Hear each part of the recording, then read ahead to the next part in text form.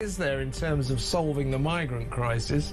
Absolutely, and the way that the Labour government gaslit the public when the migrants were first moved in there, saying, you know, you guys are absolutely being mad. Crowborough is a quiet, leafy town in East Sussex.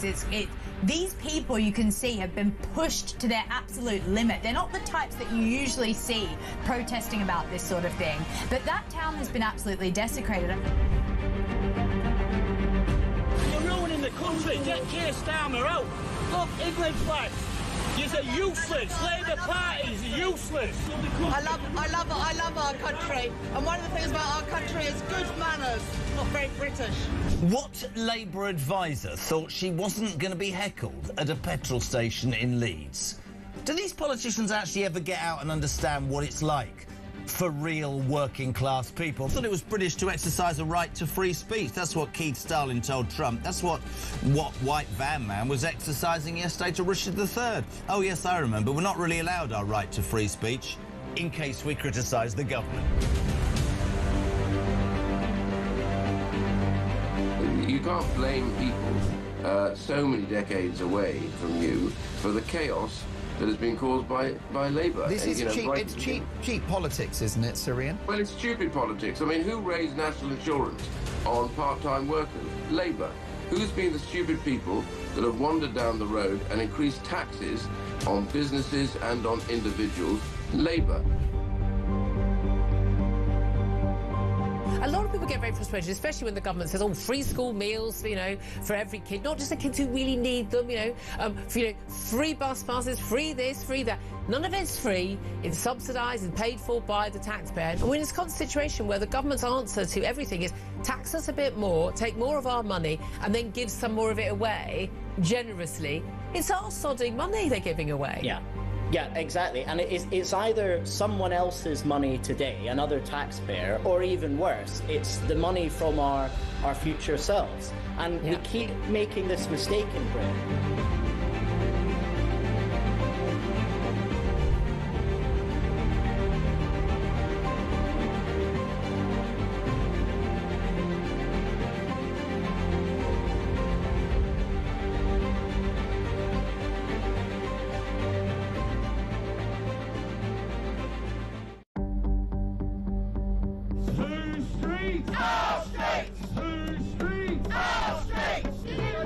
Some breaking news here. The Crowborough Army Training Camp could hold male asylum seekers all the way until 2030. Good. After the Home Office claimed it would only be for 12 months. Not much ambition involved in that, is there, in terms of solving the migrant crisis?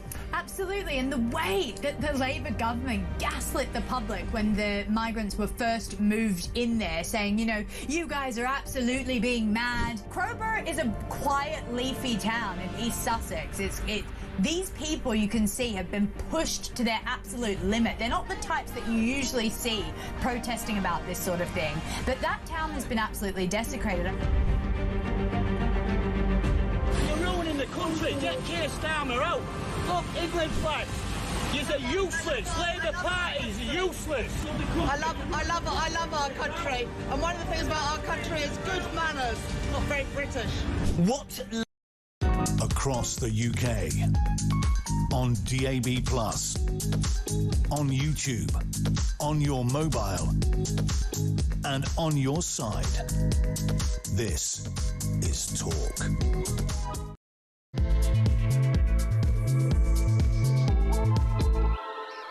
Hello, good morning. Look at the weather out there. What are you going to do? What are you getting up to?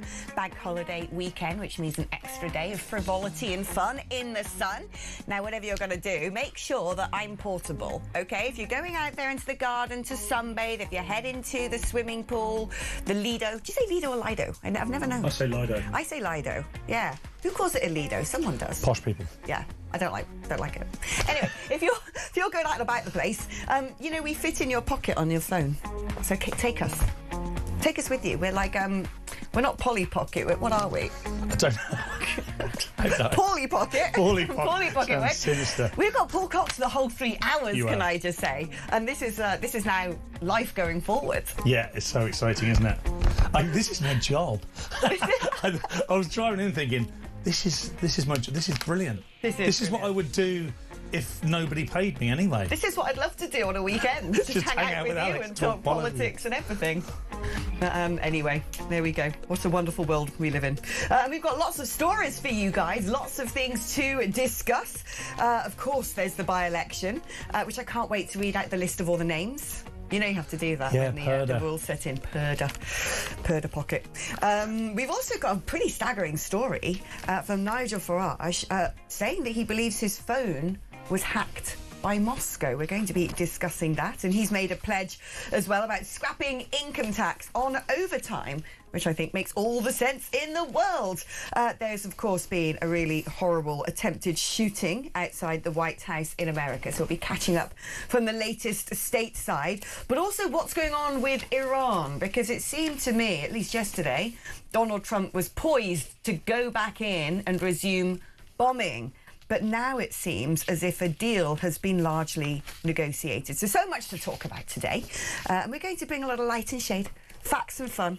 We're going to, scramble it up like a good old morning egg. You just try and stop us. You just try and stop us. Right, OK, here we go. Where do we begin? Let's talk about the new Makerfield poll. So there has been a poll which it's got a small sample size. It's about 350 odd. But what this poll has been done by Survation, what the poll seems to suggest is that Andy Burnham is potentially going to take that seat. There we go. There is poll as being spoken about on the screen. I haven't got my glasses on, so I can't actually read it myself. But it looks as though Andy Burnham is potentially set to take the seat only because Rupert Lowe is a spoiler. Well, potentially. I mean, things to say is very, very early on. Very. There's a whole plethora of ways of looking. The great thing about this poll is it shows everything everybody wants to see, unless you're a Green or Lib Dem voter. Because if you're a Labour voter, you'll think, or if you're an Andy Burnham supporter, because we're supposed to separate the two, that's weird.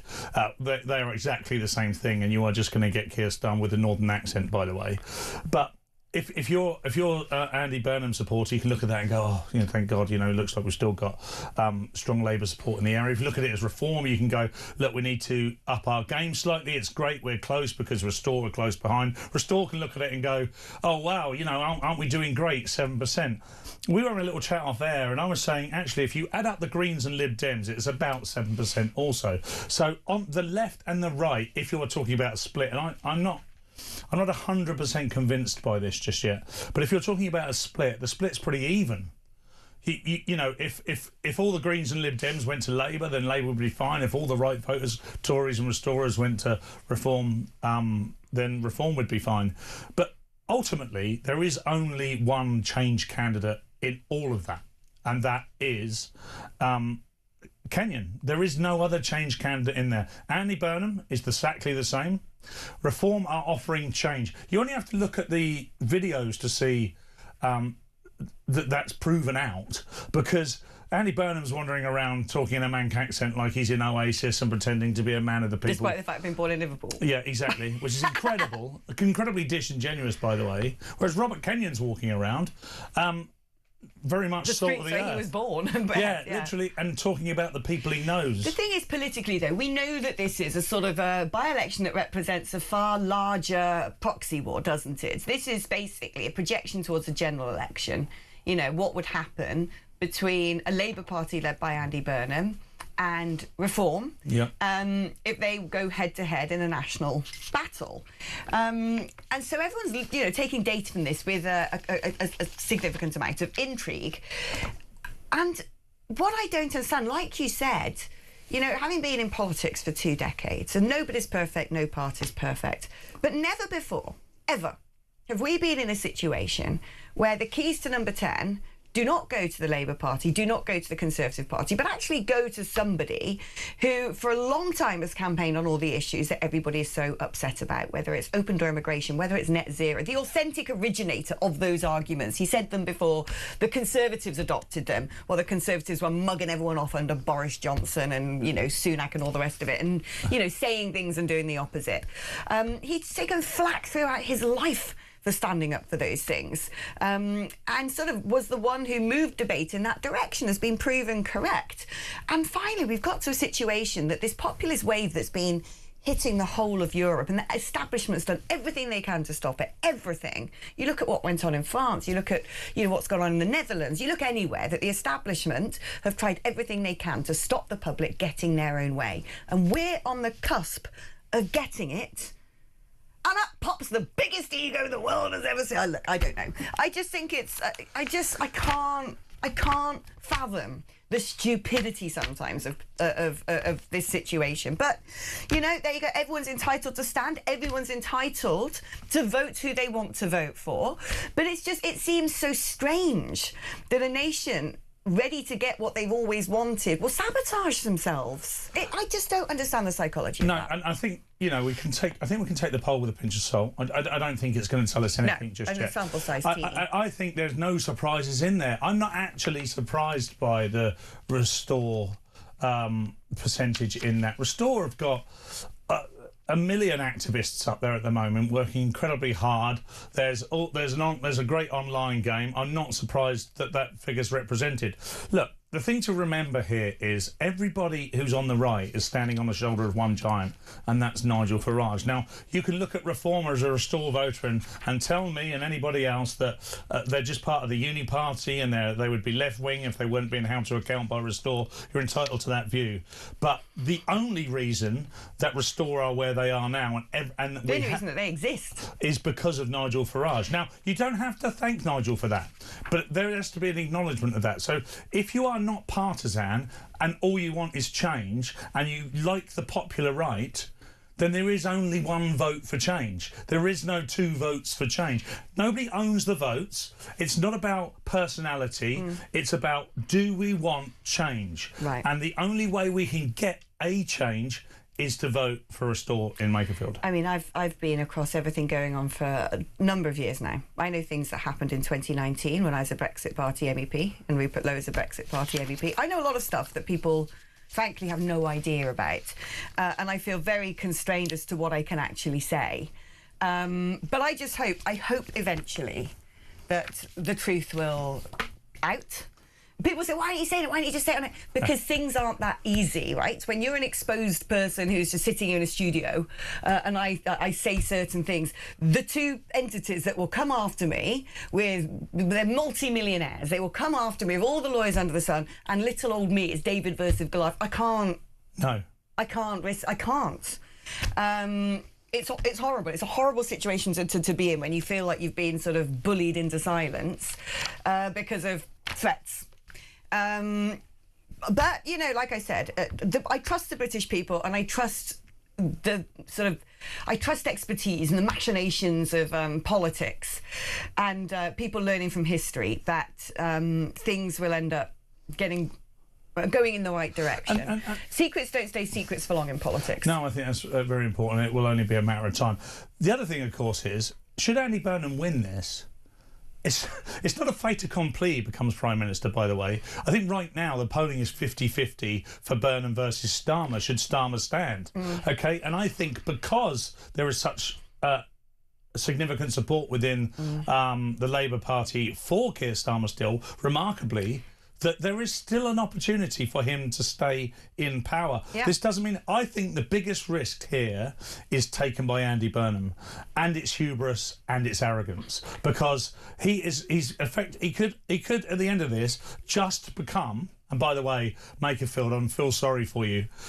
You've been put upon here, but he could just become the MP for Makerfield and nothing else. The mayoralty in Manchester could go to Reform. Andy Burnham might not become leader, and eventually Restore become the leaders, and nothing's achieved other than to expose his hubris. I mean, this is the thing. What I'm seeing, as someone who's been in politics a long time, is this is a by-election where all the establishment tactics are being laid bare. You've got Sue Gray back, who is now advising Andy Burnham. That is the most establishment figure you'll ever find. Sue Gray has been in the high offices for both blue and red. She's back, which means that the powers that be have decided, right, this is what we need to do. We need to get Burnham in. Starmer's not getting it right. and then we're back in control.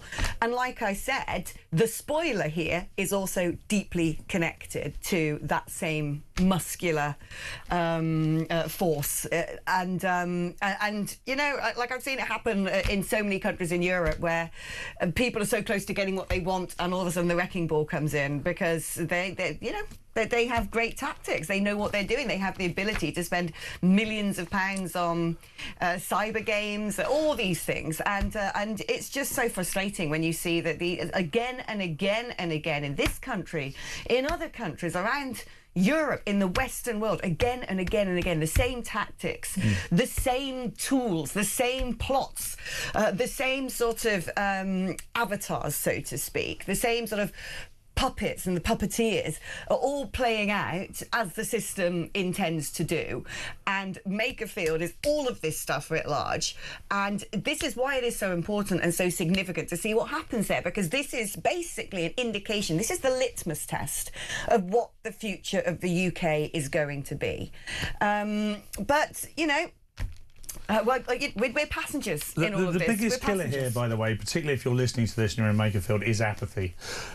People are much more engaged with politics now, and I was asked by Kevin O'Sullivan who I think would win on Friday, and I said Andy Burnham will sneak it just because I think people are still co-opted and tricked by the slickery that you talked about. Yeah.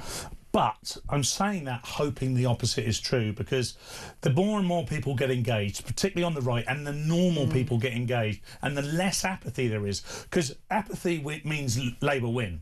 Apathy means people don't bother to vote, and you just get your staunch Labour voter turning up and saying this area has to stay red. If we can just get rid of apathy and engage people through, you know, programmes like yours, and just get people, I mean, call in, obviously, but... The other thing that just breaks my heart is the political parties, particularly the establishment political parties, are more obsessed with their own existence, more obsessed with the colours of their own rosettes than they are the future of the country. They would rather become tribal about their party and their brand rather than just look at the blimmin' polling, look at the statistics, look at the policies on offer and go, this is the cleanest, easiest, best route to where we need to end up. This is what the country needs. This is the right medicine to prescribe. And they just play games. This is why our politics is broken. This is why we're in a mess. The constant revolving door of prime ministers without any democratic recourse, quite frankly, because the only people who get to decide whether Andy Burnham becomes our prime minister is the constituents of Makerfield. The rest of us don't have a say in that. No. We don't have any sort of, you know, we don't even get to choose whether this stupid leadership contest goes on or not. This is what the Conservatives did. It's constant messing about parlour games instead of making policy and doing what's right for the country. And this venal, vainglorious, vile game playing that goes on and on and on every single time because there's a load of people running around feeling full of self-importance. Ha ha ha, I've got a cunning plan. Oh, look at all the WhatsApp messages. Oh, which faction are you in? Oh, I'm in this faction, but I'm more in that faction. All of this nonsense. Running around thinking they're in like a dramatisation of the West Wing while Rome burns. Yeah. And I'm fed up with it. Yeah. I'm fed up with a lot of them. I'm angry as anything this morning because all of these people who are doing it for their egos and their sense of self-importance and their 5 minutes of fame or their feeling powerful, ha-ha, my little plot worked. All of those people who sit there getting a kick out of scheming, manipulating, gaslighting. Yeah, all of those people are the reason why this country is heading down a sinkhole at a rate of knots. If we just have people shut up, talk about what the country needs, work together to get the right person into power and then actually deliver, because the might of what any party is going to face, unless it's basically the Labour Party, the might of what any right-wing party is going to face, who ends up in number 10, cannot be underestimated. Civil service strikes. The Supreme Court will become suddenly litigious about everything. The House of Lords will try and block everything. The EU will be wading in. The UN, you name it. They will all be colluding. They'll all be colluding to try and stop us getting what we want, that we are so desperate for. And instead of people keeping their eyes on the prize, thinking this is literally Sisyphus trying to push water up a hill, they're getting dragged into these stupid games. that are someone else's games. And I'm just fed up of it. I'm fed up because I know we're at the 11th hour. I know we don't have much opportunity left to do what we need to do in this country, to turn an oil tanker around and send it going in the right direction. This isn't funny anymore. This is my future. This is your future. This is your kids' futures. This is everybody's futures. Can we all just get serious, please? I mean, everyone, every party. The nonsense going on, plots in checkers, Ed Miliband pulling the strings of change. You know, how about, Ed, rather than pulling puppety strings, you sort out this net zero nonsense, which has completely incapacitated and deindustrialised the country? How about, Burnham, you get back to making sure there aren't people sleeping on the streets in Manchester? How about all of you? How about the Tories? You just figure out how to put together a good manifesto rather than using other people as your little operatives. Just everybody. Just get on with doing the job of running a country and take the nonsense politics out of it. We're exhausted by it now. We have been abused. We've been ignored. We have been collateral damage for a handful of egos who get a thrill and a kick out of playing these idiotic games, and I'm done with it. I'm done with it. And if, as a result, we end up with 4, 5 more years, 10 more years of a socialist government, the open borders, the madness of a lack of a sensible energy policy, all of these things, we'll all be gone. We'll all blimmin' get on aeroplanes and just go. Yeah. And that ends 2,000 years of history, of civilization. This isn't funny. And I am so exercised. Calm down, Alex. No, don't calm down, Alex. I'm just getting furious by this stuff. Here's the thing. If you cannot be looking at this situation, if you're British, if you're patriotic, and accept it at all. The critical mass, the equilibrium has gone. Just look at the pictures from yesterday. People coming on the beach at Dover. Hundreds and hundreds of more people breaking into the country. Nobody in power stopping it across the channel or on this side. We're being invaded on an industrial scale. It is colonisation. It doesn't matter if it makes you feel squeamish or if you think the word racist is the worst word you've ever heard, and to be called it is the worst crime known to man nor woman.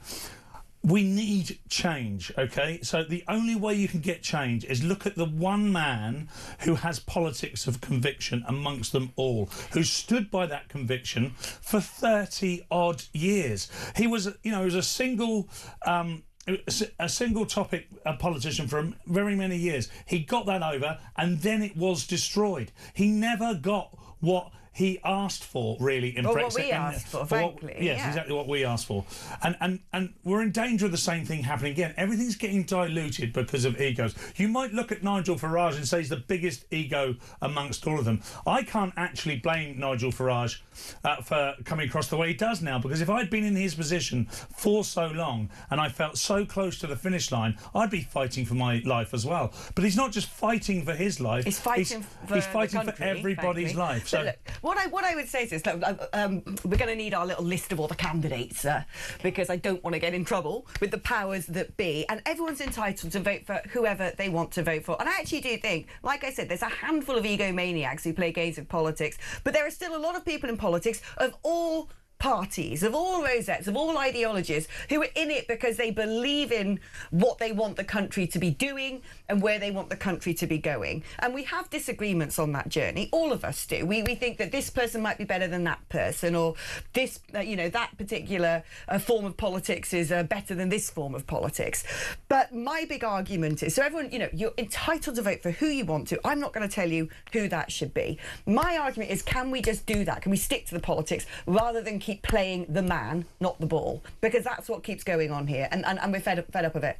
Constantly, litany of changing prime ministers, political games, plots, coups. It's wasting our time, and time is what we don't have. On that note, it is time for an advert break. Hey! I promise you when I come back I'm going to try and cheer myself up a bit. Well, I've got Paul Cox here. That's his job, it's inevitable. Hey! Right, OK, if you want to get in touch, and the messages are pouring in already, not surprised, really, given how exercised we've been straight out the box. The number to call is 03444 991 1000. I'd love to chat with some of you on the phone about everything we're talking about. It's your normal network rate, so come on, vent. You can also use that number to send me a WhatsApp message or leave me a voice note on WhatsApp. 03 444 1000. 87222 is the number to send me a text message. If you're going to do that, you've got to write the word talk before you write your message. All right, housekeeping done. Let's take a deep breath, and we're back on the other side.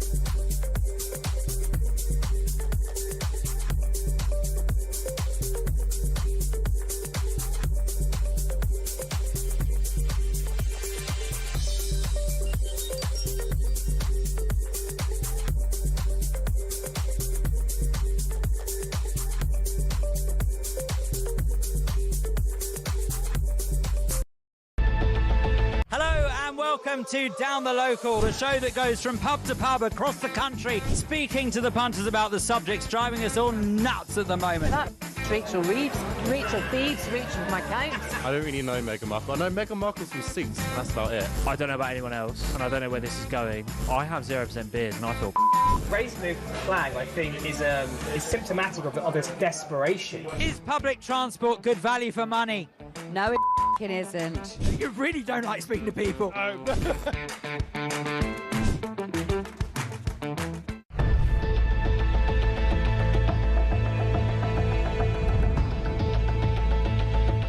Over the past 36 hours, the United States and its partners have launched Operation Epic Fury, one of the largest, most complex, most overwhelming military offensives the world has ever seen. Nobody's seen anything like it. We have hit hundreds of targets in Iran and across the UK, on DAB+, on YouTube, on your mobile, and on your side. This is Talk.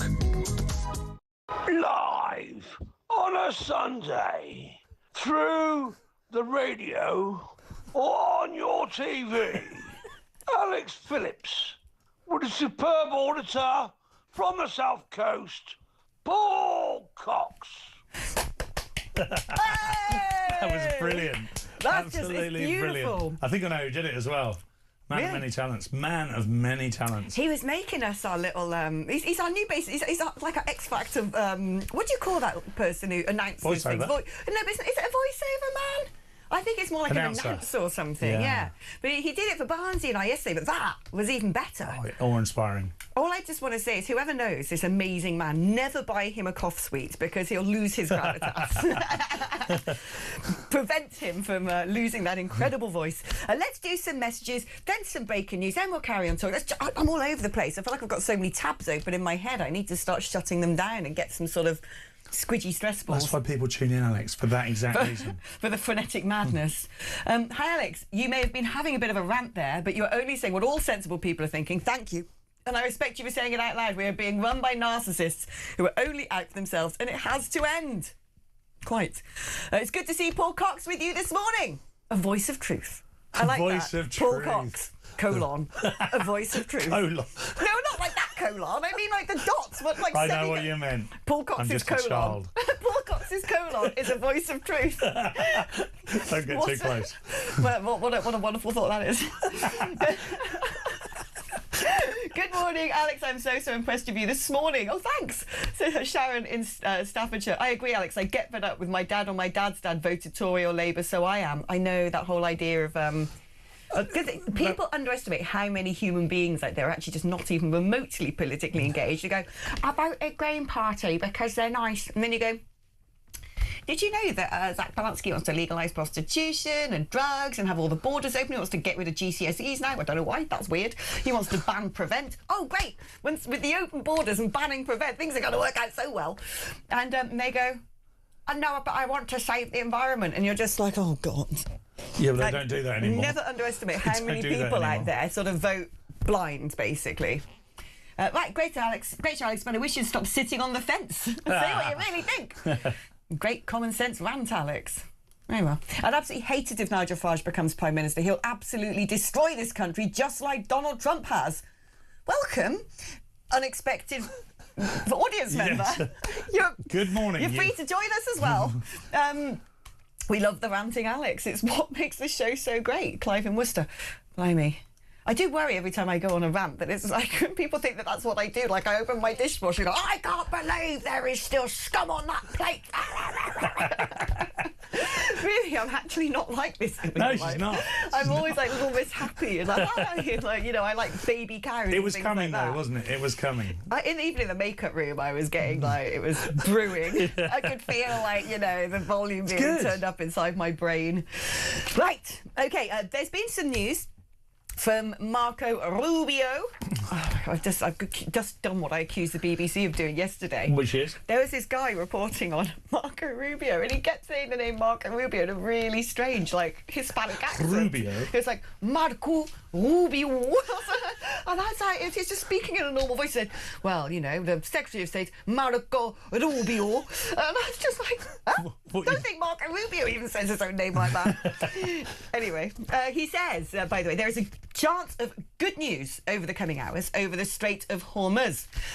He cautioned there's not been final progress in discussions with Iran and reiterated that the ultimate goal is that Iran can never have a nuclear weapon. The president has been clear that they will never possess a nuclear weapon, certainly not as long as Donald Trump is president of the United States. I was having a long conversation with my old neighbours about all of this yesterday, because it's a very interesting situation. Trump has basically done everything he can do in Iran without making life very difficult for people, i.e. he has strategically struck all of Iran's military capabilities, rendering them, let's say, what am I trying to say, incapacitated, unable to do much aggressive action. He has also bombed their abilities to continue to enrich uranium and make nuclear warheads. Because they're circling the plug hole, because they're like in, you know, flailing desperation, that's why they are blackmailing the whole world. They, you know, first of all, they tried bombing all their neighbours to try and make them put pressure on America to step back. And the neighbours just said, nope, we're with America, which was amazing. You suddenly had the Gulf siding with Israel. It was like, oh, this is a turn of events. And so they've started to blackmail the world with the Strait of Hormuz, which, frankly, what they're doing is illegal. It's not theirs. You don't suddenly get to go, this is what ours to control now. So it's like, it'd be like us going, English Channel, ours, nothing allowed through there anymore. Where's international law currently? Exactly. Where's Lord Hermer when you need him? So it's got to the stage that Iran basically have access to their remaining stockpile of partially enriched uranium. But my understanding is it's enough that if they get to it, they can make a dirty bomb. Not a full-blown nuclear weapon, but a weapon that would deliver atrocities. And it's also understood that they have got intercontinental ballistic missiles, so they could stick this material on something that could reach quite a long range. Now, are they going to do that? Probably not, but they want that for leverage. They need that in order to threaten the whole world so they can carry on being mad, despotic Islamist lunatics. So Donald Trump's been left in a situation where either he can go in and bomb the oil fields, because his hope is blockading the Strait of Hormuz, saying, well, actually, Iran, you don't get to control it. You don't get to decide that no other boats go through other than your stuff selling your oil and gas. He's like, nope, nothing goes through. You want to play this game? We'll play it too, which is massively impacting the Iranian economy, and the hopes is that that would end up seeing the downfall of the regime. But of course, that has an effect on the rest of the world and all prices. The next thing is he could go and bomb Iran's oil fields, and that's what I think has been floated over the course of this weekend. Doing that actually does constitute in some instances what would be considered a war crime, because you're attacking the infrastructure that people depend on. But it would be done in order to try and completely rubblise the Iranian economy and push the regime out. Although I don't think the IRGC are going to go anywhere. They've been trying to hold these conversations, saying, look, let the Strait of Hormuz open, give us that enriched uranium, and that's it. You're never having a nuclear weapon, and job done. Knowing that they've sort of taken out all the capabilities of Iranian strike forces, it would be a significant win, actually. So this is where we're at. We're now at the 11th hour of, can this deal be done? Is the Iranian regime genuine when they say, OK, we might be ready to sign on the dotted line? Also, who is this? Who's coming from the Iran side? Like, no one knows anywhere. Is it the one-eyed, legless Ayatollah? We just don't. We don't know, and that's always going to be a question mark. A question mark for some time after negotiations are finished as well, because the legitimacy of the outcome of the negotiations will be based upon who it was negotiated with. Right. Because if you aren't negotiating with the people that are pulling the levers of power, then it's not really worth it. First thing, getting the Straits of Hormuz opened will be a good thing for the rest of the world. We can calm down a bit, and it will give Labour less to blame all their own economical atrocities on. By the way, this Iranian war has been incredibly advantageous for the Labour Party. They've blamed almost everything on it. Any bad news has been, well, Iran, and it was always going to be the case, wasn't it? Because they were looking for something, because they just don't know how to run the economy, and their idea, their school-esque economics just is failing us completely, which is why we need change. I hope he does. Interesting. I get to spread my time actually amongst two worlds, and when I'm in the green room of a comedy club, I encounter a higher ratio of left-leaning people, shall we say, and more than several people believe that Iran are winning this war on the basis that they've got Donald Trump by the short and curlies here, and isn't it fun and isn't it funny because they hate Donald Trump? Of people course, are so deranged. It's mad. But I never had the conversation back. I often think people come to me to have that conversation to see what I'll have to say about it, and that's another job for me. I'm not there to have that discussion. You come here and have that discussion with me, but I don't do it there. I find it fascinating. Actually, if you stop and listen to people like that, you get a lot of information. And you're like, oh my God. You'd rather back Iran. What are you reading and watching to think that would be true? Anyway, that aside, the optics game has kind of been lost, is my point, a little bit. During this ceasefire, I think with Donald Trump, with nothing happening, something needs to happen now. I'm not suggesting they need to bomb the oil fields, but it would be great to get a deal now in which, obviously, Iran don't get a nuclear weapon and the world can move on. However, I don't think that Iran not having a nuclear weapon is good enough for what has happened. No. There needs to be more. You need to see the end of the IRGC, and there's only one man on planet Earth who can do that, and that's Donald Trump, and he's only got 2 or 3 more years to do that. So I think there is a danger it could look a little bit of a damp squib if he walks away now and says, well, they said they're not going to have a nuclear weapon. The idea of Iran going back to what Iran was about 50 years ago, a free world, sort of Persian culture, integrated into the Middle East, trading with the world, it'd just be beautiful. Oh, if only. Well, do you know what? We're going to take a break, and after the break, we're going to be speaking to former White House official Matthew Beiser, who will be able to tell us a lot more than Paul and I are able to cover, because he's a man who actually knows real stuff. So don't go anywhere. We'll be getting all the facts, all the details from him just after this.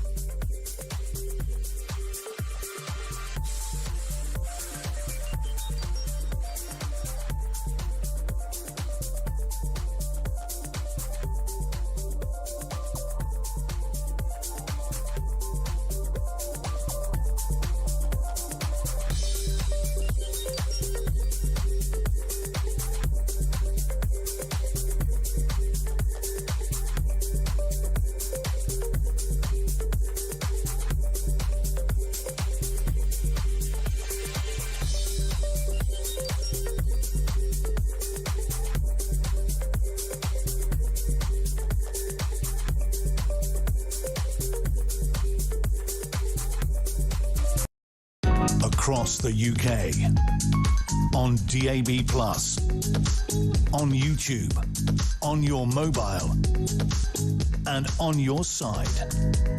This is Talk. Live on a Sunday on your TV or through your radio. It's Alex Phillips and a superb comedian on the South Coast, Paul Cock. Oh, and don't forget his pig. It's oink a lot. It's a transgender dog, apparently. Yes, it is. I would love that if that just went on for another 10 minutes. Another hour of that. And I could just sit here and eat my breakfast and be like, just bask in the glory of that man's gravelly voice. Thank you ever so much. By the way, if you want to do a sort of a coming back intros and outros for the segments of this show, well, you know what to do. Old Tech Op is sitting there poised. His fingertips are ready. 03444991000 is where to dispatch your voice note to. Right, let's get back to serious business because we're joined by Matthew Byers, a former White House official. It's always great to have you on the show, Matthew. Now, thanks. Give us the latest. We've heard from Marco Rubio that there is a chance of good news over the coming hours over the Strait of Hormuz. We've just had a big old discussion about where we think the situation might be, broadly speaking. But I have no doubt that you are far more educated on this than we are. So what is your interpretation of things as they stand right now? And are you braced for potential good news? Well, one thing I disagree with is that I'm better educated on this than you guys are, because I was listening to your exchange and I mean, spot on in so many ways. So I'm more optimistic than yesterday that there's really something in the works here, which is going to be, I think, just a ceasefire and a reopening of the strait, which is a gigantic development, of course, in terms of, calming markets and avoiding a catastrophe in terms of shortages, not only of crude oil or refined product, but also all sorts of other things like fertilizers and helium that are really important to advanced economies. So why do I think that? Well, one, because President Trump has said an agreement is very close. He says a lot of things and reverses himself. But I'm hearing from great journalists on the ground in Tehran that they're being told the deal is done. And that's coming from the National or the Supreme National Security Council, rather than the Ministry of Defense in Tehran, which has been saying, well, we want to fight on.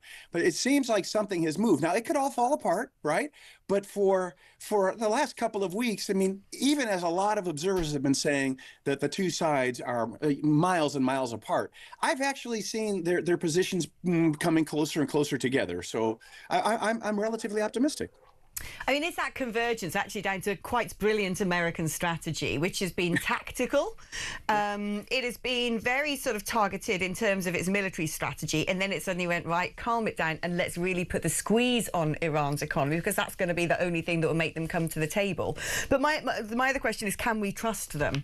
Because it's always unclear to me when we talk about Iran, who are we talking about? Are we talking about the parliamentary wing? Are we talking about the IRGC? Are we talking about the Ayatollah and his cronies, the mad mullahs? And also, depending on who we're talking about and who's doing the talking, all the others might not agree. And I'm just not sure we can trust them. Right. And, they're saying the same thing about the United States, right? That, 2 times previously when negotiations seemed to be moving forward, the U.S. attacked Iran. But I mentioned that Supreme National Security Council a moment ago for a reason. That is the highest decision-making body on these issues besides the Ayatollah himself. And as you're saying, nobody knows for sure whether he's still alive, or as you're saying, how disfigured is he? Has he lost limbs? During the course of the past week, though, there were signs coming out of Tehran that he is, in fact, in charge and operating, even though he's being kept out of sight, because there is a great concern that there could be assassination attempts launched against him again, as both the U.S. and Israel have threatened. So, but I totally agree with you that the Iranian decision-making and political system and government system is fragmented. The IRGC has been who have been realistically in charge. They have not come out, interestingly, though, to denounce any sort of an agreement with the U.S. And I think, it's clear that Iran is suffering tremendously from this very wise approach, I agree, of the U.S. strategically, which is squeeze the heck out of the Iranian economy, which is already wobbling seriously, as we saw when there were those massive nationwide demonstrations in December and January that ended tragically in the killings of so many of those protesters by the IRGC. The thing is, though, we are still, if the strait reopens, if there is a ceasefire, if there's an end to, let's say, military aggressions, we are still left with a very unpredictable regime who brutally oppresses its people, who have terror cells around the world, who no doubt once they're back on their feet will continue to fund proxies in the form of, as you know, Hezbollah, Hamas, the Houthis. We're still left with essentially a very, very malign force in this world that basically everyone on the planet could quite happily do without. Will it be a case then of saying, well, look, the Strait is open, say America manages to send in Marines to go and get the enriched uranium. I don't know where we are at with that. That's going to be it. It's going to be, well, there's not much else we can do here. Or will there still be a determination from America, who frankly have been having to do this alone? Your normal European allies, I'm afraid, have grotesquely let you down. Is there still going to be a determination to continue to try and push the regime to get rid of it? Or is it just becoming a political impossibility to even think that way? I think, unfortunately or fortunately, it's becoming politically impossible for President Trump to continue. He's got midterm elections coming up right in November. 64% of Americans, which includes a bunch of Republicans, are now saying he made the wrong decision by going to war. If the Strait reopens, then Trump will have averted economic catastrophe for so much of the world, as we mentioned before. And if the Iranian regime remains in place, you're right. I mean, the ballistic missile programs, which are being reconstituted, will continue. Support for Iranian proxies like Hezbollah, Hamas, well, it doesn't really exist so much, but the Houthis will continue. The nuclear program of Iran will continue. As far as going in and finding those 400 kilograms of enriched uranium that seem to be buried maybe under, in one of those sites, maybe in Isfahan, that is an incredibly difficult thing to do militarily and very, very risky if Iran's regime isn't on board, because you have to bring in heavy excavating equipment, thousands of troops, both to conduct the operation and to protect them. You need air cover because they're totally exposed in an operation like that. So recovering that enriched uranium probably requires, if not complicity by the Iranian regime, at least permission to go ahead and do it. And that's got to be negotiated, unfortunately. So, yeah, I think we're getting to a situation, Alex, that you outlined. We're going to be back to where we were before all this craziness started, I think. And I think President Trump's going to take that as a win. And, the last time you and I spoke, I was mentioning the fact that I think President Trump wants to get out of this. He's lost sort of interest. He's worried about the U.S. being caught in the conflict. And so I think that is probably what's being negotiated right now. Yeah, I always think it's a shame. I always think if Europe had done more, stood up more, if other people had backed America, regardless of who the president in charge is. My understanding of all politics in most countries is that it's teams of people who have long-term strategies. Yes, the president might make the final call, but and I just think it's a great shame that the West didn't unite and take its opportunity to come together to work on this. But I think that, frankly speaking, Europe is terrified about Islamists in their own countries. I think that was probably one of the main motivating factors. Tell me now about the gunman who opened fire outside the White House. What's the latest on that? The latest on that is that he was known to law enforcement. He had tried to get into the White House a couple of years ago, and as the police and Secret Service have said, he seems to be mentally unstable, claiming to be somehow connected, if not be Jesus Christ. And so, I know that exact location where he fired from. I used to go in and out of that gate every day for 4 years. It's away from the West Wing. You can't even see the West Wing from there. You can, though, see the residence of, the White House residence where the president was at the time, but also where he actually spends his time, living. There's no line of sight to him, so he was not under any threat at all. But yeah, this man was apparently mentally unstable, known to law enforcement agencies. Where he fired from, there's really little chance he could do any damage because he's out there exposed in the middle of an open plaza, and then the Secret Service is behind bulletproof glass, and they've got obstacles to hide behind. So he was, an individually deranged person. But the violence in U.S. politics and gun violence is way too high. I mean, we fought a civil war, for goodness sake, much more recently than you guys fought your civil war. But you don't have to worry about the gun violence like we do. And it's just the White House is the symbol for deranged people of where you want to use a firearm. Yeah, I mean, we might not have the same gun problems America has, but we've got a lot of knives here.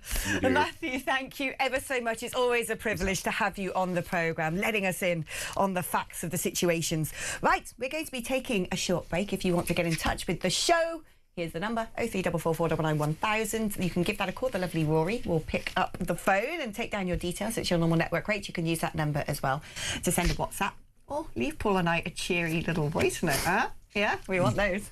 87222 is the number for a text message. Write the word talk before you text. We're going to be back after this. There's so much more to discuss. I've got reams and reams of stories here we haven't even touched upon yet. So do stay with us. It's going to be one heck of a show. Back after this.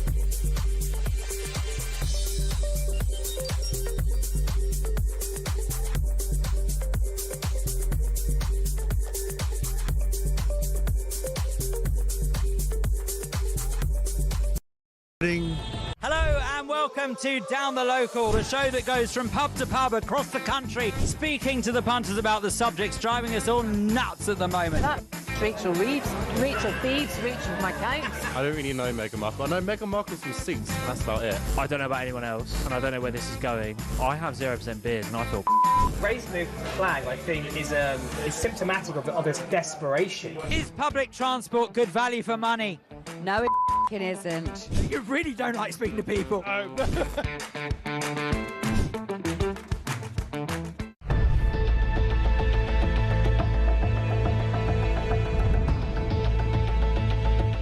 Over the past 36 hours, the United States and its partners have launched Operation Epic Fury, one of the largest, most complex, most overwhelming military offensives the world has ever seen. Nobody's seen anything like it. We have hit hundreds of targets in Iran, including across the UK, on DAB+, on YouTube, on your mobile, and on your side. This is Talk. Live at talkTV Studios, it's Alex Phillips and Paul Cox, the fabulous comedian.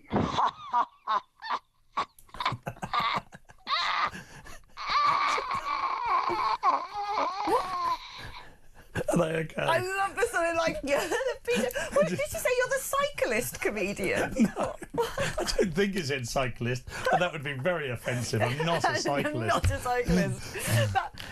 That we know that's Cindy. Hilarious. I love Cindy. Is that Cindy? That was Cindy. I was worried that was Tech Op. I thought it might have been Compliance Claire.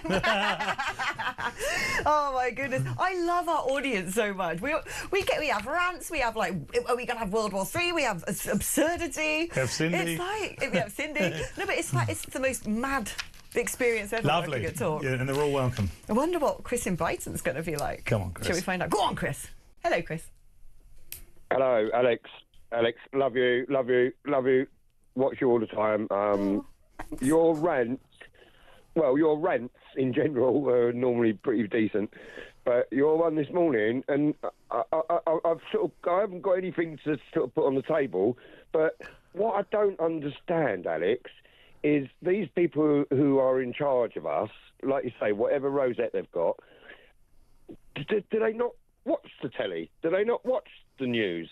Like, do they not see what's going on? Like, I can't understand how these people just don't understand. I mean, Ed Miliband wants us to put all solar panels on our roofs and that, whereas he's got 2 kitchens and a wife and a maid and all this. Well, I can't believe Ed Miliband's got a wife. I can't, to be honest. That is a laugh. Apparently, Sid James, what? Apparently. That is brilliant. I'll tell you what, it's so refreshing, though. I love talk, but I love you, Alex. I love it. I love you all. But the thing is, why isn't it that they don't understand? It's so funny. So before we came back, this is what genuinely not watch the newspapers or watch the telly or. This is what's so crazy. Paul and I were having exactly this conversation in the advert break. No, the thing is, they do understand. There is absolutely no way on earth, and it's not just in the UK, it's across all of Europe. It's the Democrats in America as well. It's in Canada, it's in Australia. I cannot fathom how, let's focus on Europe, how the leaders of Europe, who could easily, the European Union could have gone, oh, blimey, we've got all these people flooding into the country, let's get rid of the Schengen Acquis. They could have done that like that, right? Yeah, they could have said, right, we've got issues with the amounts of, in the UK that we're spending on welfare, and suddenly gone, right, we've got to get real, we've got to put more into defence. They are taking these decisions, and not only are they taking these decisions to do completely the opposite of what they should do, what is beneficial to the country, but they are also using every trick in the book and every tactic to suppress any opposition to that. And this is what Paul and I were just like, I don't get it. Why do they willfully want to erase a continent's 2,000 years of success? Because they're not stupid. They've got focus groups, they've got data scientists, they've got press departments. If they're there deliberately trying to block people like Geert Wilders or Marine Le Pen or Nigel Farage or whoever, you name it. If they are willfully trying to block these people, they know what these people represent. They know what these people want to do. They know that's what the people want. So I don't understand why we're ruled by people who seem to viscerally detest us and want to destroy what we have. Well, that's it. You took the words right out of my mouth. Why are the people in charge want to depress us? Why do they want to keep us under the thumb, as it were? What? I don't understand. It's surely the growth of the nation is to help people succeed. Surely. Yeah. Why? I don't know, Paul. Why? Are there curtains drawn in their house? No, they know what they're doing. Chris, what I would say is they are entirely aware. There's a couple of things going on here. One is that they're entirely married to this ideology. So they've spent a whole lifetime investing in this ideology only to watch it collapse. They've been given, you could argue, 50, 60, 70 years of this experiment. And generations of people have presided over it, and now we have a complete collapse of it.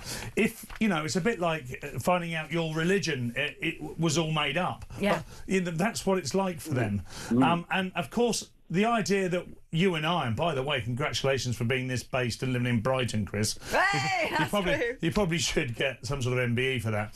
But what I would say is, if they don't think of this country in the same way that we do, we're a somewhere group of people who believe that we believe in where we are, we believe in the value of where we are. They don't. They're an anywhere group of people who say anyone can come here and there is no culture and we can all just live, which is totally and utterly anti-human nature, Chris. I agree. Yeah, and you know what? No, but you know what? History will teach us nothing. So no one's learning from history. No one. Other than my 2 little daughters at school, they're learning about the Romans and whatnot. But history is teaching us nothing. What are these people doing? Why are they just trying to keep us down? Is that what it is? I mean, I don't understand. And I'm a 55-year-old man. I've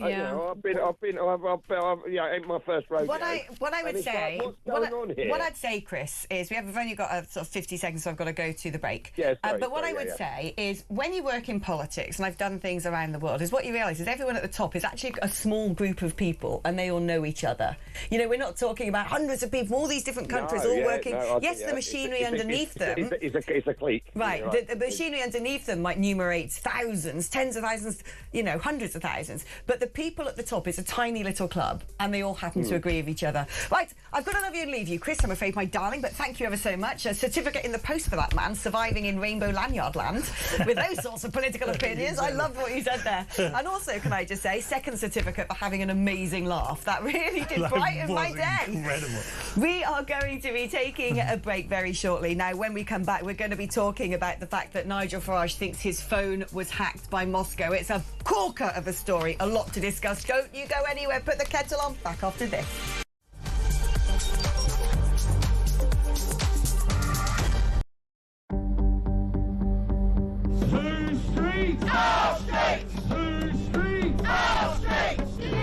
I've got some breaking news here. The Crowborough Army Training Camp could hold male asylum seekers all the way until 2030 after the Home Office claimed it would only be for 12 months. Not much ambition involved in that, is there, in terms of solving the migrant crisis?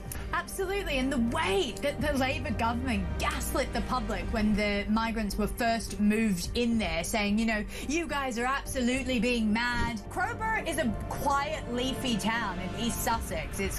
These people, you can see, have been pushed to their absolute limit. They're not the types that you usually see protesting about this sort of thing. But that town has been absolutely desecrated. You're ruining the country. Get Keir Starmer out. Look, England flags. You're useless. Labour parties are useless. I love our country. And one of the things about our country is good manners. Not very British. What Labour advisor thought she wasn't going to be heckled at a petrol station in Leeds? Do these politicians actually ever get out and understand what it's like for real working class people? I thought it was British to exercise a right to free speech. That's what Keith Stalin told Trump. That's what White Van Man was exercising yesterday to Richard III. Oh yes, I remember. We're not really allowed our right to free speech in case we criticise the government. You can't blame people so many decades away from you for the chaos that has been caused by Labour. This is cheap politics, isn't it, Syrian? Well, it's stupid politics. I mean, who raised national insurance on part-time workers? Labour. Who's been the stupid people that have wandered down the road and increased taxes on businesses and on individuals? Labour. A lot of people get very frustrated, especially when the government says, oh, free school meals, you know, for every kid, not just the kids who really need them, free bus passes, free this, free that. None of it's free. It's subsidised and paid for by the taxpayer. And when it's across the UK, on DAB+, on YouTube, on your mobile, and on your side. This is Talk.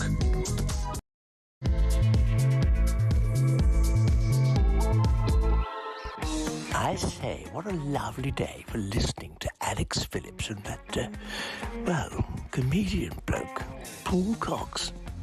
Funny, apparently. Apparently. Well, you know, he's not really bought it, has he? No. I just like Matty just said he sounds like David Attenborough. Imagine that. He doesn't. I'll tell you what we need to do, Rats. You need to get on to Porrick. He's on holiday, isn't he? He does the best voice impressions. I know he's in Lands. Yeah, we should get him to make all of these. So I don't know. You probably don't know Porrick. Don't know Porrick, no, is it? Why would you? You don't work here. But no, he's brilliant. He can do anyone's voices, basically. And I'm really jealous of people who can do that. I can't. If I could, it'd be amazing, because you could just do like 20 minutes on stage of just impersonating people. Everyone loves it as well. Yeah. It's somebody else sounding like somebody else, and everybody loves it. It's amazing. Yeah, because also you can get them to say things that they just wouldn't say. Well, that's the point, isn't it? Yeah, that is the point. But I've noticed that there is one person that no one's ever been able to do. Who? And that's Farage. I remember Matt Ford once saying to me, like, I can do, because he's brilliant at doing all the political impersonations. He once said, No, can't do Nigel. No one can do Nigel, and I don't know why. They can do the cadence, they can do the up and the down and the but they can never get the accent right. I don't know where his accent's from, actually. He's from Kent, isn't he? Yeah, England's garden. Kentish. And no, I've never heard anyone do a brilliant impression. The only Farage I can do is because he just says it all the time. It's done. It's gone. It's done. It's gone. That's it. That's all I've got. I've known that man 20 years. That's all I can do. And even that's not very convincing. Now, talking about Mr. Farage, a really astonishing story. So, on It Rumbles, this £5 million gift, which my understanding of this situation is that Nigel Farage, is whether he's in politics or not in politics, is subject to all sorts of physical attacks, death threats, harassment, abuse. Like you said, he's been in politics campaigning for things that have always been deemed deeply unpopular and dangerous for 30 years. So you don't just, leave politics and I'm just going to go sit down in the local pub and everyone's going to leave me alone. Does not work like that. And he has had multiple threats. For many, many decades now. And before he became an MP, when he was just hosting on GB News, he has known Christopher Harborne, who's the main party donor to reform, for quite a long time. And my understanding is that he was gifted... Well, basically, Paul just said... Christopher, I don't know about Paul Peter, just going through the Bible now. Christopher Harborne said, I want to pay for your security. Because, security isn't just like one guy who used to be a bouncer at Liquid nightclub. It's, it's a detail. It's, a driver of a vehicle who knows how to get out of hairy situations. It's doing recce's. It is coordinating with the police if you're going to an event and there's going to be protesters there. It's checking out venues you might be going to do something, to see where the entrances are and what the threats could be. It's not just, like I said, it's not just Chris used to work down, Liquid overnight. I love that you keep saying Liquid. What a club. What a club. I know. That was Liquana, as we used to call it in Gloucester. I don't know why. Just to give it a little bit of a je ne sais quoi. And my understanding is Christopher Harborne said, I will pay for this for you. I mean, Christopher's got, he's made a lot of money. He's got plenty of cash. He's a crypto billionaire, isn't he? He has a coin down the back of the sofa for him. And if that's his mate, and he says, I know the threats you face and I want to do something for you, fine. Nigel wasn't an MP. It was entirely private, and that's his business, as far as I'm concerned. But this is, of course, going in front of the parliamentary watchdog, who will determine what the outcome will be, because apparently the rules say that if you've been given something within 12 months of becoming an MP, you must declare it. And this might not have been declared. I don't know. I wasn't there. I don't work in Nigel's office or anything remotely like that. But this staggering new twist is that because Nigel knew how few people knew about that. 4 people, basically. Him, Harborne, and 2 other people knew about that. Well, one assumes one of them is the security detail, would probably know about that. That he just finds it inconceivable how this information got out there anyway. So he took his blower to a security expert and said, can I have a little look at this? Can you see what's going on? And the security expert said, yeah, your technology is infiltrated with, I think it's called like a spear attack or something, where it's a very clever system where they sort of manage to ape a contact that you would normally have, to then sort of start a message with and send some sort of link. You went, have you seen this story? Have you seen what someone said on X today? Whatever. You click it, and then through that avenue, the spyware gets into your phone. And that the security expert basically said, well, look, there's one nation especially who's extremely good at this. Who would have an axe to grind, because Christopher Harborne had actually gone with Boris Johnson when he was Prime Minister to Ukraine. And Nigel has come out in, robustly for NATO. And also, if anybody wanted to get into Nigel's phone, yes, there's multiple people who might, but Russia loves that stuff. Russia is all over who might be the future Prime Minister of the UK. And I think especially, despite what everyone says about, he's a Kremlin operative, of course he's not. Nigel's not remotely, a fan of Vladimir Putin, just because once upon a time in 2014 he said in a debate that the man was a very good operator and a politician, which clearly he is, The evil people are very good at what they do quite often. But it's been this, you know, the left have thrown the Russia ghost to everything, haven't they? You know, Brexit, yes. Trump. You know, if you don't like it, you go, Russia did it. But it's fascinating. I mean, what an incredible development. Then, of course, what is very bizarre is this information got to The Guardian, which is like, oh, how'd you have that then? Yeah. It's definitely murky.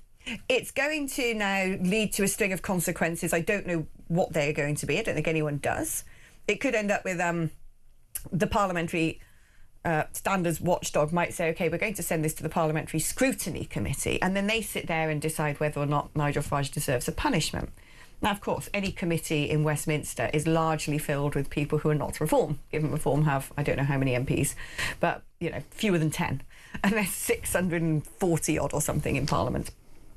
And I would imagine a lot of those would just delight in having a potential axe to grind, which means they could slam him with the maximum punishment, which is a suspension for 10 days. Now, suspension for 10 days triggers parliamentary recall legislation, which means constituents of, in this case, it'd be Clacton, get to decide whether they want a by-election. And it only means only 10% are needed to trigger the by-election. And I'm sure that as much as Clacton is extremely pro-Farage, extremely pro-Reform by the looks of things, looking at polling and election results, that there will be a 10% who aren't. Yeah, of course. So then we have the pantomime of a by-election with Nigel Farage sort of contesting his own seat. I personally think if it came to pass that was the case, Farage would just win again and support for him would be concretised. In fact, I think in some respects he can turn this into a win by saying, I deserve to have security, I've been spied on and this is just nasty. This is the establishment coming after me, like they did with Donald Trump. And I think that, you know, when people lodged such tactics and attacks against Trump, it increased support for him. But it is, you know, it's vulgar. It's a horrible development in politics. And doesn't it always happen? These things don't seem to happen against the left wing, do they? I've never seen it happen against the left wing. I was trying to think while you were talking then of an example to counter that with, and there isn't one to my mind. Look, and first things first, this is an incredible indictment of the state of the country at this point in time. The fact that he needs that security detail and that there is no one in the establishment that's ever going to pay for that. The state pulled his detail. That's what was actually quite sick around the time of the Labour conference, when there was just a queue of them going up on stage behind the lectern saying Nigel Farage is fascist, Nazi, dangerous, he must be stopped. They pulled his state security. Yeah, so I don't want to cast aspersions, but I might just do anyway. This would be incredibly convenient should Nigel Farage be attacked. This whole thing is incredibly convenient. It's a political attack. Look, the guy got £5 million. It's extraordinary amount of money, and that's because he's got some extraordinary supporters. Just so happens one of them's incredibly rich. A bit of politics of envy, if you will, going on there, I believe. But aside from that, OK, maybe he should have done. Rules are rules, and within those 12 months, he perhaps should have done. But he didn't deem it such, and he took legal advice. And the reason he didn't deem it such is because he knew what he was using that money for. Yeah. If he spent £5 million on security on his home, you know, surveillance and barbed wire and things like that, would you deny him that? He can't be at home the whole time. So he has to be roaming around, and he has to have people to protect him. Yeah. Protect our democracy, by the way. Not protect Nigel Farage. And we know we live in... If you were someone like Farage and you know what you represent, what you stand for, and even if you're not back in politics, you've seen Charlie Kirk get shot through the neck, would you just go, well... No, he would have been advised, strongly advised, that he needs this detail. And and this is the mitigation. The risk is death. Let's not make any bones about it. The risk is that someone tries to assassinate Nigel Farage. And let's face it, through their rhetoric, many high-ranking, left-leaning politicians have essentially advocated for it by saying that this man is evil. Yes. That he is the personification of Hitler in the modern age, essentially. He's a fascist. He's a Nazi. What he wants to do is this. What he's going to do is that. None of it's true at all, of course. And the idea that he's in cahoots with Russia, and it's likely to be Russia that... I mean, by the way, The Guardian getting hold of it is immediately suspicious, by the way. I think there's, like, I'm not accusing the Guardian of anything. They're the first ones to bang on, aren't they, about Russia this, Russia that, Russia's connected to, Brexit, Russia. They love that. They've been banging that drum. They invented that drum. And it is funny, isn't it, that they were the recipients of this. And did they do their checks and balances? Well, where did this information come from? Was it acquired legally? Well, I don't know if they did or didn't. What they would have known is the story is true, which it is. He has received £5 million, and if he can stand in front of any committee and say, "Look at where it's going. This is how I'm receiving it." It's probably not a £5 million lump sum. It's probably a commitment to a contract of a value that enables him to go and procure this detail. So if he can show that, then I think there's no case to answer to. But they're not. In some respects, if they're scrutinising him, who are you paying? How much do they get? Who are the people? What's the company? And they stand in front of a load, he's standing in front of a load of hostile other politicians. Surely that compromises his security if he starts having to give details of his detail. And it isn't any business of theirs either. It truly isn't any business of theirs either. Supply him with a security detail. Do you know how many people in that blimmin' cabinet are multi-millionaires? I know they were dumbos, but somehow they all made a lot of money. You look at Angela Rayner's story of what may or may not have happened in her kitchen. That, to me, is utterly bonkers and bad, and definitely needs to be investigated. Whilst I don't disagree with that at all, this harks back to what you were saying during your really articulate rant earlier, this is down in the weeds. This is just brinkmanship and politique. There's no need for... Who cares? If we're concentrating on what happened in Rayner's kitchen or how much Farage has to pay for his security detail, because there's some absolute lunatics on the left that would take his life, we're forgetting about the big issues. And Nigel Farage is about the big issues. Yeah. And the reason that people are quite happy for this to run and run and run is because should Nigel Farage get anywhere near power, he's going to expose nearly everybody. Not people on the left, people on those that have called themselves the right. They're in the centre. It's a massive exposure. It's just going to be over for them. Certain elements of the right, people who are supposed to also be patriots and want the best for this country and are conspiring. It's, by the way, I just want to pick up on something. I liked earlier, you went, politique? It made me smile. I wonder why you were laughing. It deserved a shimmy. It was politique. Perhaps that could be a meme. I feel like you should be the next Eurovision entry with a song like... Can you imagine? I'd love it. Politique. Anyway. I love the fact we go from talking about serious stuff to absurdity. We can do it all. We can do madness it all. in 10 seconds. Shall we speak to Shirls? Shirley in York? Let's get on. Get on. All right, Shirley, good morning, my darling. Hi, Alex. Hi, Paul. Good morning. Good morning. I'm really angry about illegal immigrants coming across. And I think particularly think about it more, beautiful bank holiday weekend when they'll all be floating across the channel in their boats. And I was just thinking, how dare they, for one thing? And if I was a younger person, and particularly as a young man, I'd be there standing on the beach. I might get, say to some of my mates, let's just stop them. I've got to say, I have grandchildren, but if I was a young man with young kids, and I'd be thinking, I don't know who these people are, and I'm worried about my kids, I'm going to stop them, and we're going to sort of form a barrier. I mean, maybe it's not allowed, maybe I would be arrested, but if I was arrested, then it's like, okay, that might be a bit of a headline, and it's like, I'm a moderate person, Alex. Shirley, I love you. Shirley, the would-be vigilante. Do you know what's interesting? I'm not radical or anything like that. No, I don't think you are. I don't think you are. Being, how do other people who are perhaps feel even more strongly than I do, how do these younger people, how do they bear? Like my dad used to say to me, if anybody touched you, I'd tear his windpipe out. Oh, hey!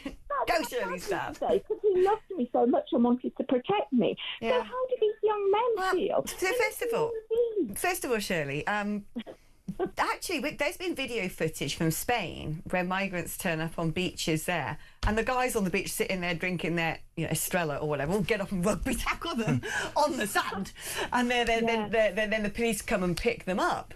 I've seen videos of that. There is an increasing vigilantism. I actually know various people who want to do this, but you have no idea how much the police, both in France and over here, are aware that people want to do this and would clamp down on anyone who tried with a ton of bricks. Again, why? But I think that, wouldn't it be an incredible thing if particularly the women of this country all created a sort of hand-holding human chain around the coastline and just said, enough is enough. This is peaceful, but this is protection for our daughters. There is examples of that. Hi, Shirley, by the way. Absolutely love your attitude towards this. And do get down the beach and do go mental, Shirley, as well. No, we need the compliance alarm tech up. I'm joking. Look, okay, just on that note. Just on that note, do not do that, obviously, Shirley.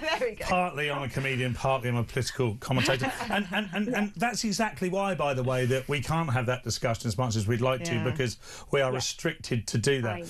However, no, that's fine, Shirley. I'm glad that it's you calling up and doing that, because we'd get in a lot of trouble. But can I also just say, though, politically, this is going to take a hell of a long time, even if Nigel gets in, and more power to his elbow. But it reminds me, and this song keeps coming to mind, or the soundtrack of War of the Worlds, and it said, and still they come, and it's like, and still they come, and still they come. Just listen to that soundtrack, because it is kind of scary. And I think a lot of our younger people need to wake up and smell the coffee. And, my daughter, she lives in her own little world. And it's kind of, they just think it's not going to happen. Oh, the young people have been utterly, totally brainwashed. I mean, I don't know where they're talking about that. Did you see this story about that mad one who's in charge of the teachers' union, Daniel Kabady? I can't remember the name of the teachers' union. But they're going absolutely full militant. They're trying to get supply teachers, dinner ladies, everyone's getting involved now, and they want to do nationwide strikes, nationwide education strikes. I don't even know what for anymore. They just want to do it because they're mad Marxists. But going back to the excellent point about getting women to unite against this, there's obviously examples of that working with the pink ladies or with regards to the trans debate and things like that. And the reason that women can be much more effective than men is that masculinity is considered toxic. So any form of aggression is considered bad, irrespective of why, which is why everybody shies away from war, which is why everybody shies away from people who act outside of the prescribed behaviour and language. So if you can get women to do it, and enough women, not just 2 or 3 women, if you can get thousands of women to protest against this, you can really make a difference. And Shirley, I think you could lead these people. I think it's, and that's it. I live in York, and we have Rachel Maskell, and it's a very Labour place. Yeah, there are not that many people. I need to get more involved with the local Reform Party, I think. Well, listen. But also, just to say, Alex, I did yesterday say to my daughter, I was talking to her about these things, and she's not all that interested, really. But I said, you must listen to Alex's programme, at 10 o'clock on a weekend. Anyway, she promised that she would. Really? What's your daughter's name? Sorry? What's your daughter's name? Jane. Jane? Yeah. Jane, if you're listening, welcome to reality. Anyway, Shirley, thank you ever so much. It's been wonderful having you on the phone. Right, Ratty, is it time for a break yet? That's what we're doing. OK, now, if you want to get in touch, much like Shirley, we want to hear from all of you on whatever you want to say. There's lots of messages to get through as well, so I'll pick up some of those after the break. But if you want your message read out, then you've got to send one. 03444991000 is the number on WhatsApp. You can also leave us a voice note. You can give us a little, bespoke show jingle. Politique. If anyone out there can AI make that into a Eurovision song, I want it. Get on whatever software you've got. 87222 is the number if you want to send a text message. Write the word talk before you text, and of course you can phone us on 03444991000 as well.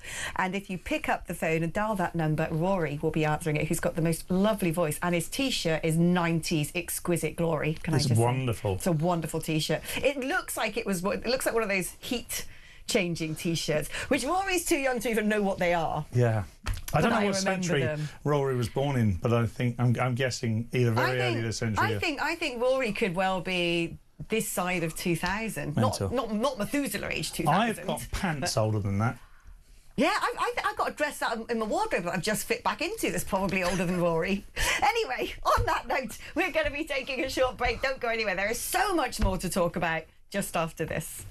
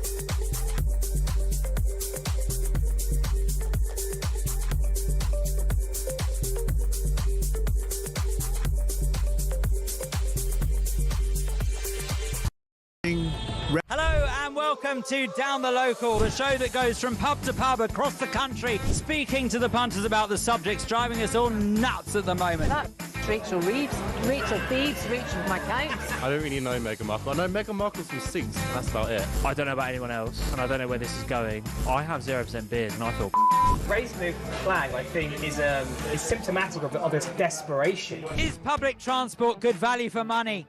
No, it isn't. You really don't like speaking to people.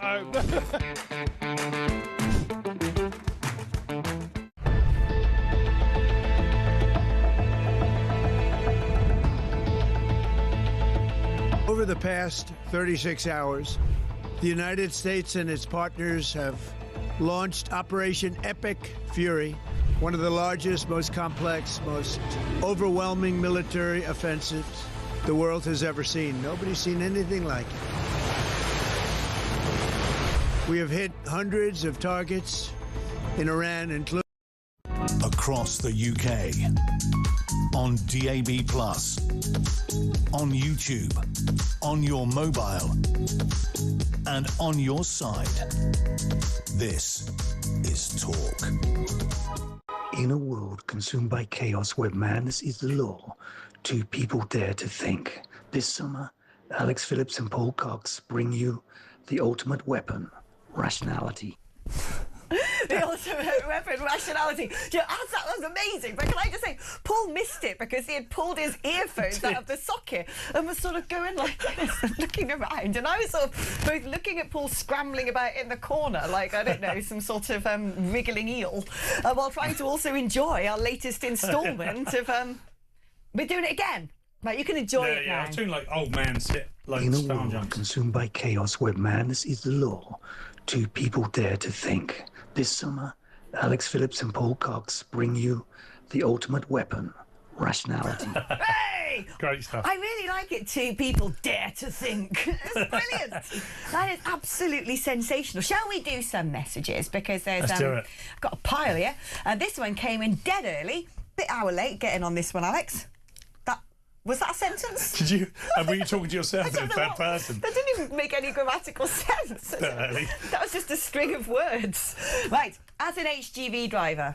Yes. You know I'm #1 fan of HGV drivers, as my father was one.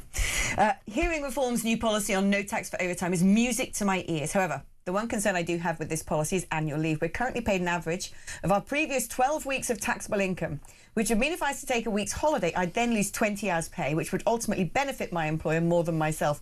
This sounds like numbers and I can't do maths. It does make sense. I like the policy, but we would need to see a change in the way annual leave is calculated in order to see it as an actual benefit to the employee.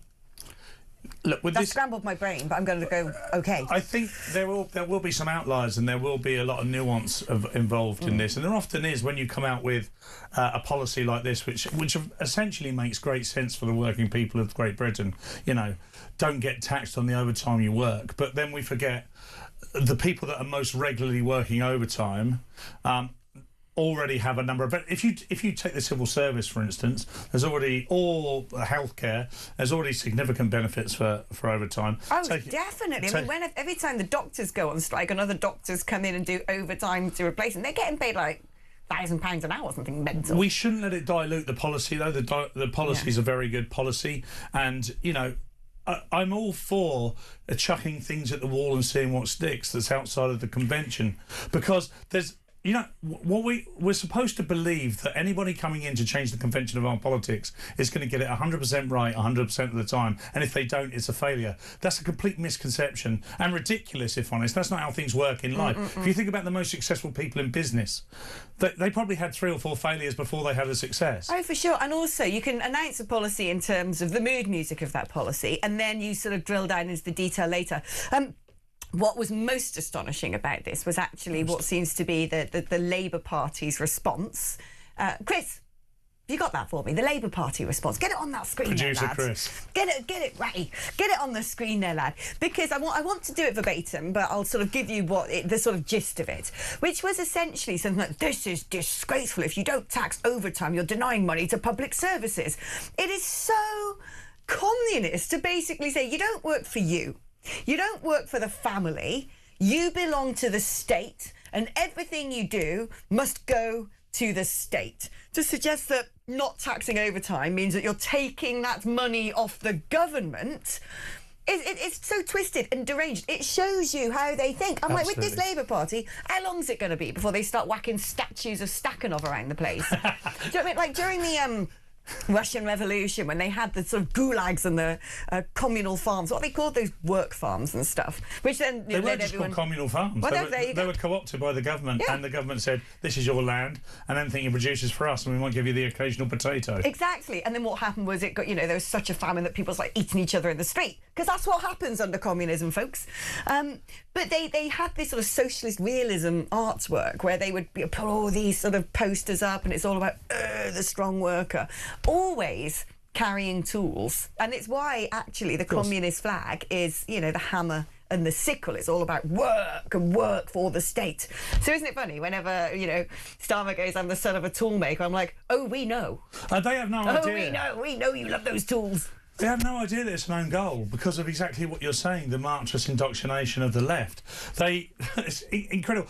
They also forget that it's not the only way to get to get tax. Look, if you give people more money, the idea is they put that back into the economy. You know, you make the economy so that you want to go and spend. If you've got a few more pounds in your pocket, then you're going to go and buy nicer things, or you're going to build on your house, or you're going to go on holiday. Exactly. Money. If you earn extra money, you don't just go, oh, yay, that's over there then. It goes back into the economy, and that's what grows an economy. When you have money that is earned and goes back into the government, it's like a short circuit. It's a loop system. It's a false economy, so the economy doesn't grow, which is why only the private sector can grow the economy. The public sector, by simply being the fact that it is paid for out of taxation, cannot make the pool of money coming into the country any larger than it already is. It's just recycling it. And this is the problem we've got with this government going, we're going to grow the economy, we're going to grow the economy. They're so blimmin' communist, it's an impossibility. The only outcome of their politics is to shrink the economy, and we're seeing this in real time. We're seeing this with unemployment. We're seeing with people leaving the country to go and get jobs elsewhere. We're seeing this with deindustrialisation, the closure of steel. We're seeing this with, you know, for everywhere you look around the country. We were supposed to have this big AI data centre which was going to add, you know, ridiculous amounts onto GDP every single year on a rolling basis. It was going to attract £100 billion of investment from outside the UK. £100 billion gone. Well, because of the EU, by the way, Alex, because we are not held by the EU restrictions for AI, and therefore it could grow independently. But of course, everybody who's in power is still very much aligned with the EU, and they don't want that. There's so many things we could do to grow the economy in this country, but it would actually rely on a right-wing government who are interested in capitalism. So this is... This is the Labour Party statement. The Labour government has strongly dismissed Reform UK's proposal to scrap income tax on overtime, calling the pledge an unfunded back of a fag packet plan. Oh, what? So the Labour Party know how much overtime the world is doing? Oh, jog on. The Labour response and subsequent debate focus on several key criticisms. Unfunded commitments. Treasury Chief Secretary Lucy Rigby has challenged the policy's £5 billion annual price tag, demanding reform reveal exactly which public services or $40 billion in welfare cuts would pay for it. Yeah, welfare cuts. That's a great thing. We need to do that. It just goes on and on and on. But it's that was almost Faragean then. We need to do that. It's done. It's done. Look, I mean, the thing that is very surprising about this is Labour would love to have come up with this policy, but they have got this strange mix within their broad church where you'd think on the face of it the unions would support something like this. They're like working people. And what's a working person? They don't know. They don't know. Well, they don't know. They have absolutely no idea what the working person is at all. And the thing is, what they also don't understand is because of their policies, the working class is now massive. You know, we are considered the middle class because of our profession and the things that we do and the way we conduct ourselves and how intelligent we are, of course. But in reality, if the working person includes us as well, because we're, you know, no one in this room is independently wealthy, so we have to keep working and we have to keep paying for things, and that's true of almost everybody. People look down on the working class because they see themselves as above it. Actually, if you put yourselves in the working class, no matter where you are financially, it helps your worldview a lot more. Yeah, no, I always say that. The reason why the working class is so sensible when it comes to politics is a lot of the middle classes live very sheltered existences and they don't know what goes on out there in the real world. They don't have to. It doesn't need to concern them because it's not on their street. It's not their communities that experience the mass migration. It's not, you know, everything that sort of... It's the working class who are at the sharp end when it comes to the phenomena that results from policy making. And so very often they're the people who are onto situations first. And the middle classes, by and large, are insulated against so much, and so they don't have to worry about these things. So they either don't and live in a bubble of comfort, or they adopt the sort of ideologies which separate them from, you know, the proles, which go like, well, you know, oh, that's such a disgusting, gammony, ignorant attitude. Oh, because they get to say, it's a bit like, you know, once upon a time, a bit like in fashion, once upon a time, if you had very pale skin, you were deemed very wealthy. And in the Elizabethan era, they, you know, patted like, you know, lead onto their face and even painted veins on, because the working classes were outside toiling in the sunshine. So being super pale was seen as a sign of wealth. Then it moved that actually having a tan was seen as a sign of wealth. Because, yeah, you could get on a jet and go out to the south of France. Then, of course, what happened is everyone could get on a plane and go to somewhere sunny for their holidays. And so something else as a marker to show that distinction of being superior has come about. And it's come about in the form of political beliefs. And frankly, that's been the case for a long time and across centuries. But sorry, it's becoming very philosophical. I feel like I'm doing a TED talk. Well, without those people, the Lib Dems wouldn't have any seats, let's be honest. Yeah, it's true. It's true. Right, on that note, we're going to be taking a break, and after the break we're going to be speaking to Sean Matthews, who's a leader of Lincolnshire Council for Reform UK, and we're going to be asking him about the current polling and also about that policy. That's coming up after this.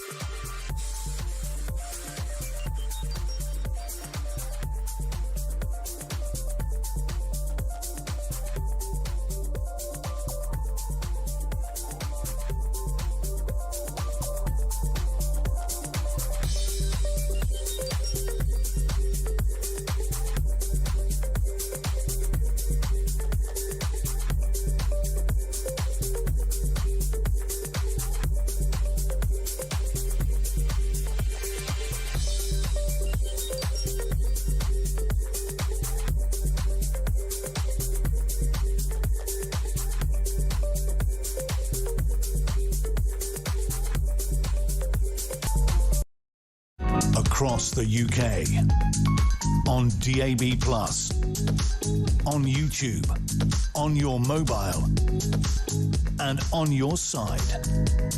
This is Talk. In a world confused by mad politics, Alex Phillips explains it all. I like that. That's a Do you nice know, one. I'd quite like to have a T-shirt that says Al explains.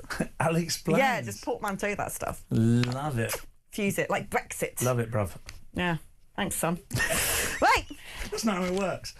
Is it not? No, because I call everyone son. I like In fact, that. we've got a little thing that we actually describe people as if they are a son. We're like, oh, what do you think of such and such? Is he a son? Oh, he's such a son. It's definitely a compliment. That's quite a working class thing as well. Yeah. You know, I used to call everyone son when I was growing up on a council estate. And Right, son. all right, son. Right, son. Well, from where I am, that doesn't make any sense at all. From where I come from where I am, I'm here. Aren't I think because I can't speak today. Like I've lost the ability of the English language. My words are all becoming sort of. So that sounded normal to me. Portsmouth, we would say mush as well quite a lot. I haven't said mush for a long time. Bring that back. Mush, all right, mush. Hey, Yeah. mush, all right. Well, I like it. Right. Let's get on with speaking to Sean Matthews. Maybe he's a son, maybe he's not. We're about to find out. Let's find out. Sean, welcome aboard. Sean is the leader of Lincolnshire County Council for Reform UK. So I can't speak at the moment, so I don't know what's gone on. I blew a gasket, I think, in an early morning rant, and now the English language escapes me. But let's give it a go. Let us try, first of all. Talk to me about this poll that's been conducted in Makerfield, which shows Andy Burnham and Rob Kenyon pretty much neck and neck. The difference is, I think, around 3 percentage polling points. And then you look just down onto the third level, and even though the sample size is quite small, it's suggesting that Rupert Lowe and his party could get as much as 7%, which you would think naturally, if that didn't exist, that would probably go to Reform and you'd win the by-election. Yeah, I'm sure it would go to Reform. No, I don't. I think they're overperforming on that small number of takes that were done on that poll. I can't see them getting anything like that. They are a fringe party and they're falling apart at the moment. I'll be surprised even if the candidate ends up standing in that poll. She was shaking her head furiously next to Rupert Lowe the other day when he was talking about putting all foreigners into one of the Scottish islands where there's lots of nits that will sting them all and deal with them. So I can't see them particularly affecting us at all. But the truth is, if it goes ahead and they do have their candidate there and you vote for Restore, you're going to get Andy Burnham as the next Prime Minister of this country. And that, honestly, is the last thing that we need. It's the last thing. I know, actually, deep down, if he thought about it properly, Rupert Lowe would not want Andy Burnham as the Prime Minister. So it is bizarre that he's decided to stand somebody in this by-election, and it's bizarre that anybody's thinking about voting for them. Now, listen, I've got to play devil's advocate, but as somebody who was chief aide in UKIP 1.0, UKIP heard this all the time from the Conservative Party, this sort of crush you shouldn't be here, you are splitting the vote. And sometimes it sounds a bit like an entitlement, as if no party owns anybody's vote. Nobody has a right for someone to automatically vote for them and not somebody else. And there will be people who back Restore and will say, look, the way that the party treated him wasn't good, and have this idea that Reform have become a little bit too softy and a bit too much like the legacy parties. What do you say to that? Yeah, no, we're not softy. Absolutely not. We work very hard. We do the things that we've stood on. Like take Lincolnshire, for example. We said that we would cut waste, we would reduce costs. We've done exactly that. £35.5 million worth of savings in the first year. We are doing what we said we would do. Vote Reform and you'll get Reform. I don't care about Restore particularly. The only person that's entitled, by the way, is Andy Burnham, that thinks he can come straight into any seat that he wants. I think it was the 27th, though, that he asked for. He can go into any seat that he wants in that part of the world and get elected and become Prime Minister. They have got a huge majority in Parliament. Is there nobody there that can take over from this absolute buffoon of a Prime Minister? Of course there is. But Andy Burnham is the only entitled person here. Reform certainly aren't. And if you look at our candidate, he's a fantastic local plumber. Not the drip that Andy Burnham is, by the way. He's a local plumber. He's done a great job in the last general election. He's one of us, because I came second as well. So I'm really heartened that we've gone for a local candidate that is going to work his socks off for Makerfield. Let's talk now about. Let's talk now about the £5 million that was privately given to Nigel that he didn't declare in what is deemed to be the sort of requisite amount of time before becoming an MP. What is your reaction to that? Has that sort of perturbed you? Do you know the inside track?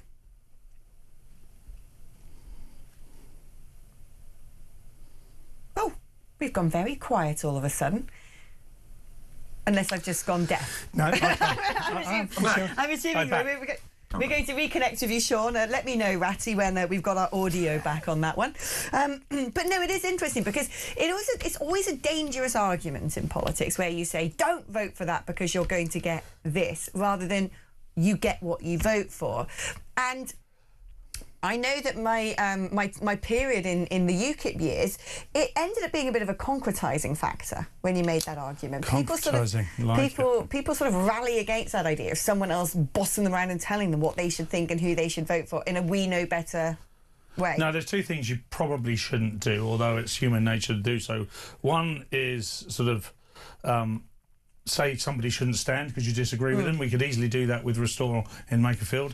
That would be Andy Burnham. Yeah, exactly. Yeah, that would be anti-democracy, of course, and not the right thing to do.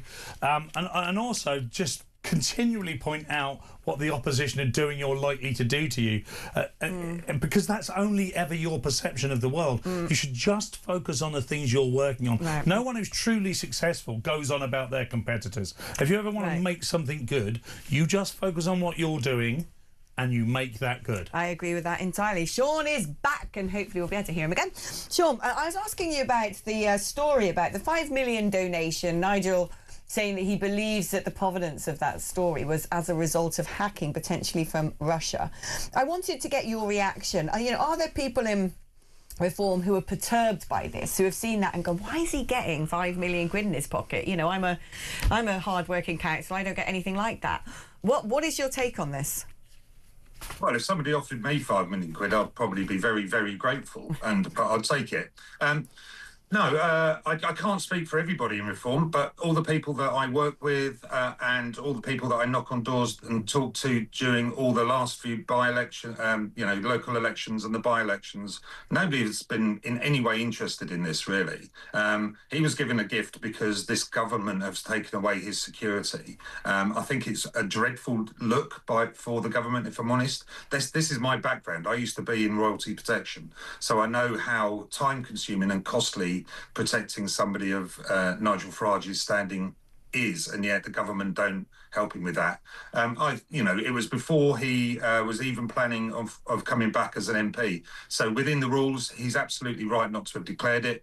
There's an investigation, let that take its course. Once, whichever way it goes, I think you spoke earlier about the fact that he would storm a by-election in Clacton. So however it turns out, we're happy. I can't wait to get down to Clacton and help him if he needs it. I don't think he will. I think it'll all just die a death. The scary part of this is that Russian involvement is really getting serious with our politics in the UK, and we need to take a very serious look about how we can protect ourselves from Russian interference. There you go, Sean. Thank you ever so much, Sean Matthews, the leadership of Lincolnshire Council for Reform UK. And amazing to learn that you used to do royal protection. What an absolute hero. What a son. What a son. What a son. What a geezer. That is such a son level status, ex-job, can I just say.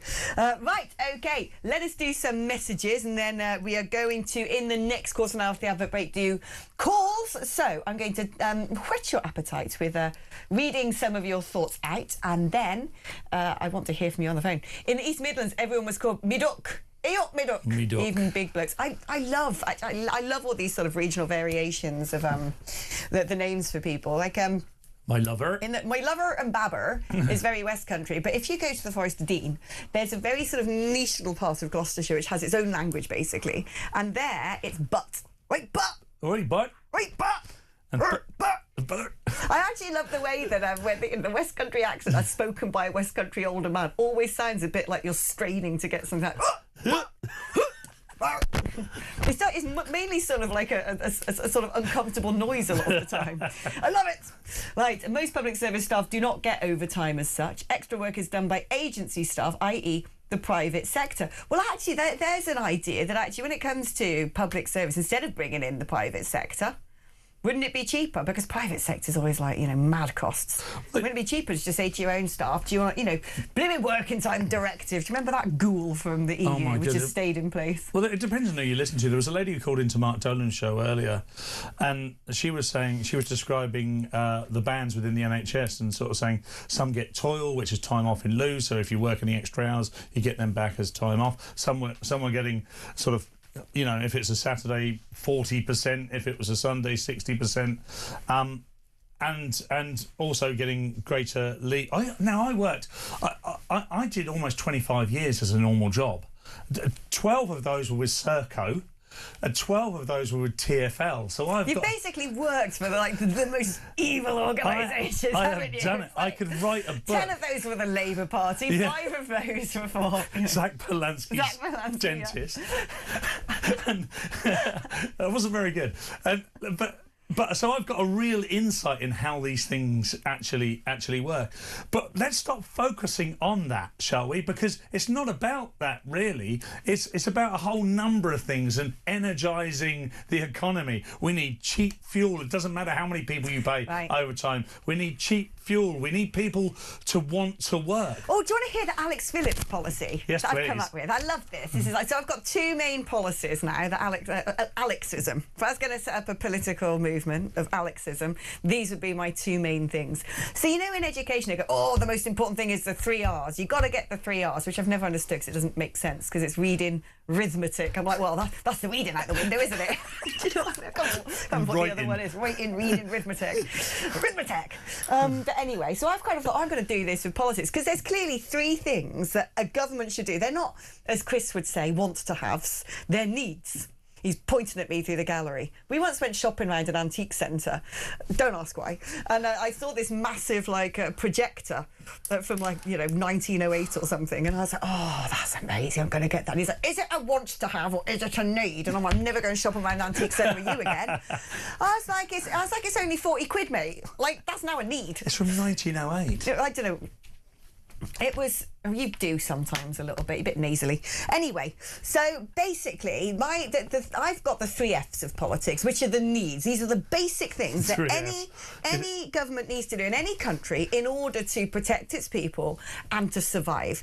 It is fuel, it is food, and it is frontiers. It's like that.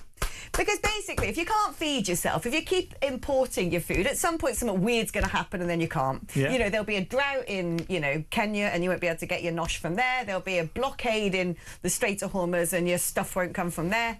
Same with fuel. If you don't have fuel, that's the root of everything, right?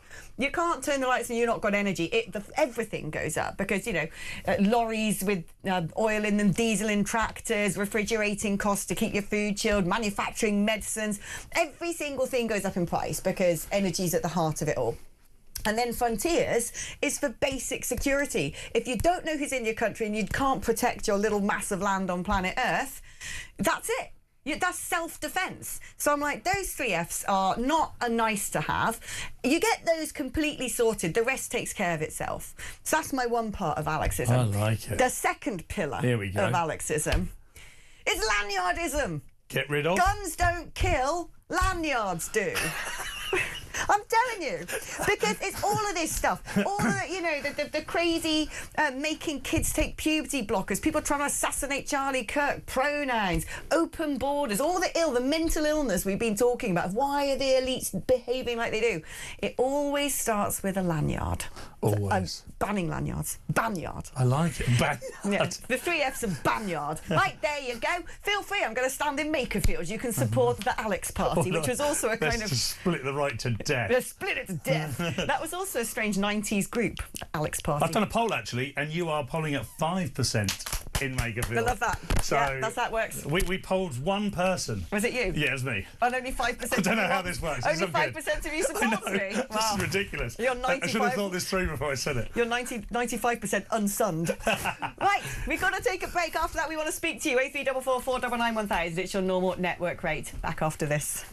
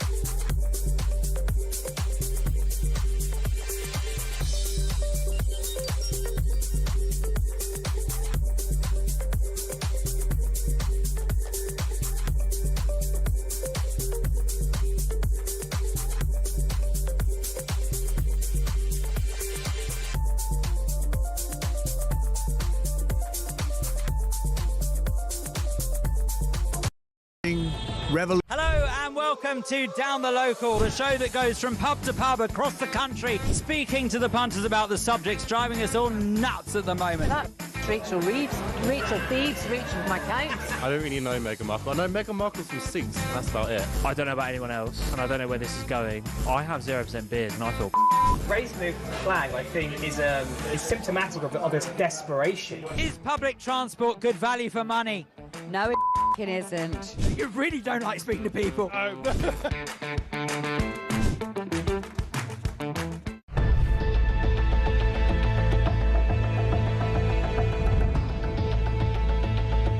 Over the past 36 hours, the United States and its partners have launched Operation Epic Fury, one of the largest, most complex, most overwhelming military offensives the world has ever seen. Nobody's seen anything like it. We have hit hundreds of targets across the UK, on DAB+, on YouTube, on your mobile, and on your side. This is Talk. All right, lover. Alex Phillips. She came from another world. Did I? Well, Gloucester. Some might say it is another world. It is different. It is different. Deliciously different now. I've always said about Gloucester is we might not be the fanciest place that exists. We have got very fancy stuff, got beautiful Victorian dockyards, one of the most chef's kiss amazing Gothic cathedrals, and the most complete coaching house in the UK. But we don't really sell this to people. No, we just sort of sell serial killers and depravity, really. Well, to be fair, your serial killer was... Oh, it's the best. Mwah. I mean, it was like, if you're going to have a serial killer, Fred and Rose is like, you know, top of the league table. Rest in peace, Fred. But I've always said, if you got off the train at Gloucester Station, longest platform in Europe. Is it? Well, Boom. why don't they mention that more often? It might not be anymore now, Eurostar's been invented, but who knows? I'm still going to say it. But if you got off the train station at Gloucester and didn't know, say you're an American tourist and you didn't know where to go and you sort of came out saying, I can't do an American accent because I just want to do a West Country accent. We said, oh, you know, Gloucester. Like, they never know how to say it. Now, where's the cathedral? What you'd find, there'd probably be a man with just one snaggle tooth, a cobweb over his face and a bit of drool hanging off his chin. But he'll be the nicest person ever and he will personally walk you to the cathedral. That, I think, typifies... All right, lover. All right, lover. That, to me, typifies my It's great. homestead. Gloucester's a great place. Gloucestershire's a great place. Nothing strikes me as terrible about it, ever. I love this. Like, Alan in Liverpool's message going, like, Alex, when you said about an area of Gloucestershire with its own language, were you talking about Lydney? Well, yeah, Forest of Dean. Wow. And it's like, I was in the army down at Chepstow and just up the road was like going back into the 17th century. Loved it, though. I know, I love that forest. It's weird. I've never been to the Forest of Dean, genuinely. God. I'll take you there this summer. We can go canoeing down the River Wye. Can we? Mm-hmm. Oh, it's so good. You go canoeing down the River Wye and then halfway up there's this brilliant little pub called the Boat at Pennacht, technically in Wales because it separates England from Wales. And you just pull your boat up the bank and you go up and there's so much local cider. They have this blackboard where the ciders have cider miles of how far away they were made. Wow. And some are like, 100 metres because they're just in the cellar. Yeah. And you can line up like a flight of ciders and get them all knocked back. Is that where you have like almost a metre long board with... Oh, it's not. I mean, it's not like that. It's not fancy. It's just I just buy it in half pints and make it myself. And then you don't buy a flight of cider. I just go to the bar and kind of R for that, R for that, R for that, R for that, R for that, and all of it. R for that. And then So you run the bar. What real cider drinkers do is you mix them together anyway. It's not. Can you imagine if wine drinkers do that? That's a bit dry. That's a bit sweet. Mix it together. Why wouldn't they? I mean, this is a whole other show that we should be creating. We're canoeing, we're drinking. Imagine doing a live show on a Sunday from the canoe. All right, lover. All right, lover. All right, lover. Well, I would say though that signal's not brilliant around there. Right. Okay. I don't know how we would. Starlink. All right, that's a good idea. Anyway, moving on because we're just talking rubbish now. We haven't finished work yet. We're still on air. Hi, Alex. I'm a reform voter, and so are a lot of my tax-paying friends. None of us give a hoot about the £5 million. Just saying, says Jackie. Morning, Alex and Foxy Coxy. Politique. I think Restore only exists to destroy reform. That's it. No more, no less. People in Makerfield should remember this. It's a democratic vote, but I hope they think carefully on this one, says Mark in Stratford. And interesting call from Farage on taxing overtime. My hubby is a wagon driver too and works 60 hours plus to make a decent wage. Working hard shouldn't be taxed. I agree with this policy. And then, hi Alex, with regards to no tax on overtime, I can see employers putting all their employees on part-time contracts so they can save on employers' national insurance, then filling the day with overtime. Gary from Birmingham. It's a bit like how they deal with tips, isn't it, in the restaurant industry? They top up wages. Yeah. Anyway, we're going to go to a break. Don't go anywhere because we hope to have you on the other side. Foxy Coxy will be back to give you some more politique. Put the kettle on and we'll see you in just a moment.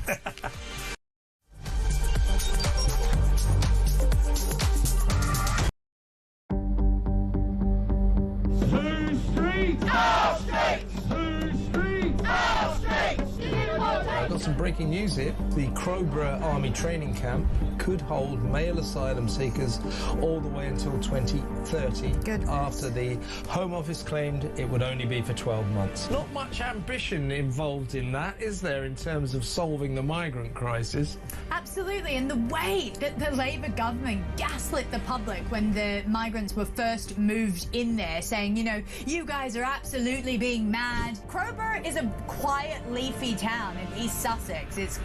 These people, you can see, have been pushed to their absolute limit. They're not the types that you usually see protesting about this sort of thing. But that town has been absolutely desecrated. You're ruining the country. Get Keir Starmer out. Look, England flag. You're useless. Labour parties are useless. I love our country. And one of the things about our country is good manners. Not very British. What Labour advisor thought she wasn't going to be heckled at a petrol station in Leeds? Do these politicians actually ever get out and understand what it's like for real working class people? I thought it was British to exercise a right to free speech. That's what Keith Stalin told Trump. That's what White Van Man was exercising yesterday to Richard III. Oh yes, I remember. We're not really allowed our right to free speech in case we criticise the government. You can't blame people so many decades away from you for the chaos that has been caused by Labour. This is cheap politics, isn't it, Syrian? Well, it's stupid politics. I mean, who raised national insurance on part-time workers? Labour. Who's been the stupid people that have wandered down the road and increased taxes on businesses and on individuals? Labour. A lot of people get very frustrated, especially when the government says, oh, free school meals, you know, for every kid, not just the kids who really need them, free bus passes, free this, free that. None of it's free. It's subsidised and paid for by the taxpayer. And we're in this constant situation where the government's answer to everything is tax us a bit more, take more of our money, and then give some more of it away generously. It's our sodding. Across the UK, on DAB+, on YouTube, on your mobile, and on your side. This is Talk.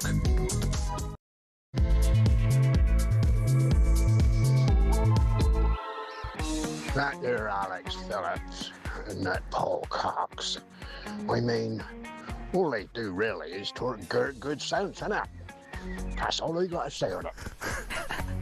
Basically, this man is working overtime. He doesn't want to be taxed on it. Can I just say? He's going to be. I think he's now basically an unpaid employee of this company. I love it. I love it. It's brilliant. That's just that was just a natural reflex. That's good, isn't it? There's something really lovely about the West Country accent that is kind of addictive because it is just sort of sounds. So I'm from Hampshire, and the real Hampshire accent, which I don't have, is very West Country. It is. It's leaning that way. If you listen to people from Southampton, don't. But if you happen to, then they do sound very West Country. I would love to make, if I had the time and the patience and the skills, I have none of those. I would like to make a little montage of all your weird things you've done, I can't do it 'cause I'm laughing now, but the lip thing you just did then. Just that with politique, and I could just make a sort of little sequence of like Paul Cox ticks. It would be delightful. That would be delightful. Right, anyway, welcome back. Okay, now coming up, we want to get calls and messages from you at around 12:15. So get your messages in now and dial up this number, and Rory will take. Well, Rory's not there right now. I think he's making tea. But when he is back, he is going to be taking your details down so we can give you a call back. 0344 499 1000. We really want to chat with you. It's your normal network rate. If you've not phoned in before, get on the line. Yeah, let's definitely get some newbies.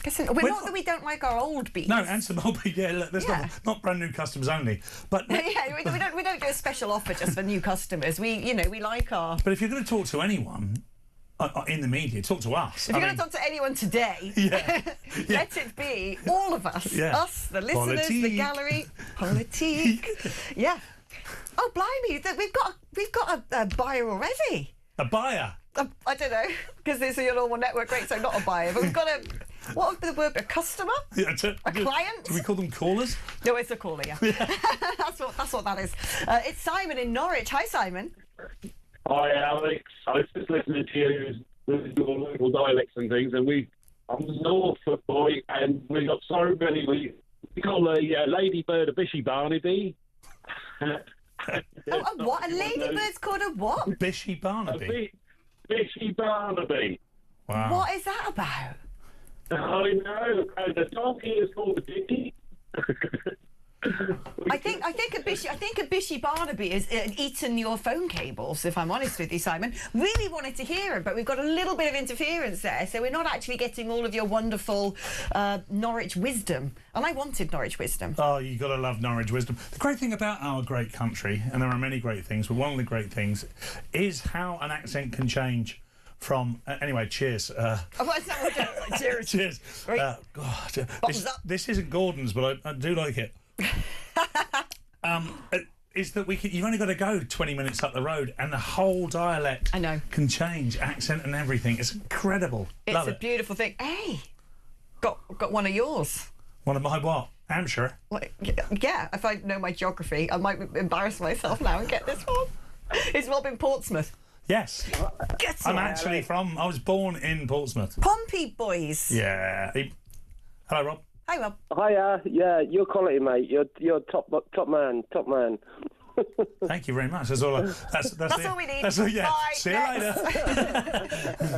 No, honestly, I listen to you a lot, and on GB, and you're brilliant. You're brilliant, and you give a really good perspective on everything. To be fair. Thank you. Is this why you've called in? No, it was just a quick ring. Just say, like you were saying about Ross and White, went to Ross and White. Most beautiful place is a pub called the White Lion, right next to the bridge as you go over on Ross and White. And if you do a little kayak trip down to Simmons Yacht, love the yacht, and it is absolutely the best. It's the best little holiday break you can do. So, do you know what I've got? Do you want a fact? Because I've always got facts. You have. I love your facts. Did you know that the Wye Valley was the birthplace of British tourism? Genuinely, really? When the Victorians decided they're going to start going on holidays because, I don't know, the workhouse got boring or something, the first posters that would go up advertising staycations, because that's what people did, unless you were the sort of really wealthy and you're going to tour of Europe. But they would go to the Wye Valley. William Wordsworth, of course, famously holidayed in the Wye Valley and wrote one of my favourite poems, which is Lines Composed a Few Miles Above Tintern Abbey. And I love to read that poem or listen to someone with a beautiful voice read it, you know, on Spotify or something while standing in Tintern Abbey. Wow. And I was feeling quite emotional then. It's gorgeous. I love the Wye Valley. By the way, it's one of my favourite places on earth. Yeah. Rob's got a Portsmouth accent. So, have you? So that is a Hampshire. Hold on. I need a test case line. Okay, Rob, can you say for me, I'm going to take the car to the car wash because the car is dirty. I'm going to take the car to the car wash because the car is dirty. Yeah, is that what that is? It's somewhere between. It's got a sort bit of West of Country. It's a bit of London. Yeah. Yeah, exactly that. So it's London with a bit of rotarism. I bet Rob knows the meaning of the word squinny. And Dinlow. And Dinlow, yeah. Don't know if you're allowed to say Dinlow. You are. What is that? What is it? Squinny is someone who's constantly moaning all the time. He's a right squinny. And Dinlow is just a din. A Wally. And it's a pompy word, isn't it? No, it's a derogatory term, just saying you're a bit silly. Oh, Dinlo. Yeah, you Dinlo. Oh, I Stop like squinting, you Dinlo. Oh, I like it. Well, this is amazing. Thank you so much. Rob, gonna love you and leave you, my babbery Dinlo, non-Dinlo, unsquinny man. Thank you for calling us. We have got a bit of news that has just emerged in the last few minutes. It's a statement from Iran. We must believe everything they say. This is according to the Reuters news agency. Now, Masoud Pezeshkian, who is the president, I say that tentatively, I think he is. Of the parliamentary. It gets confusing. Because there are different sects. Yeah, he's like the parliament guy, president of the parliamentary party or whatever it is.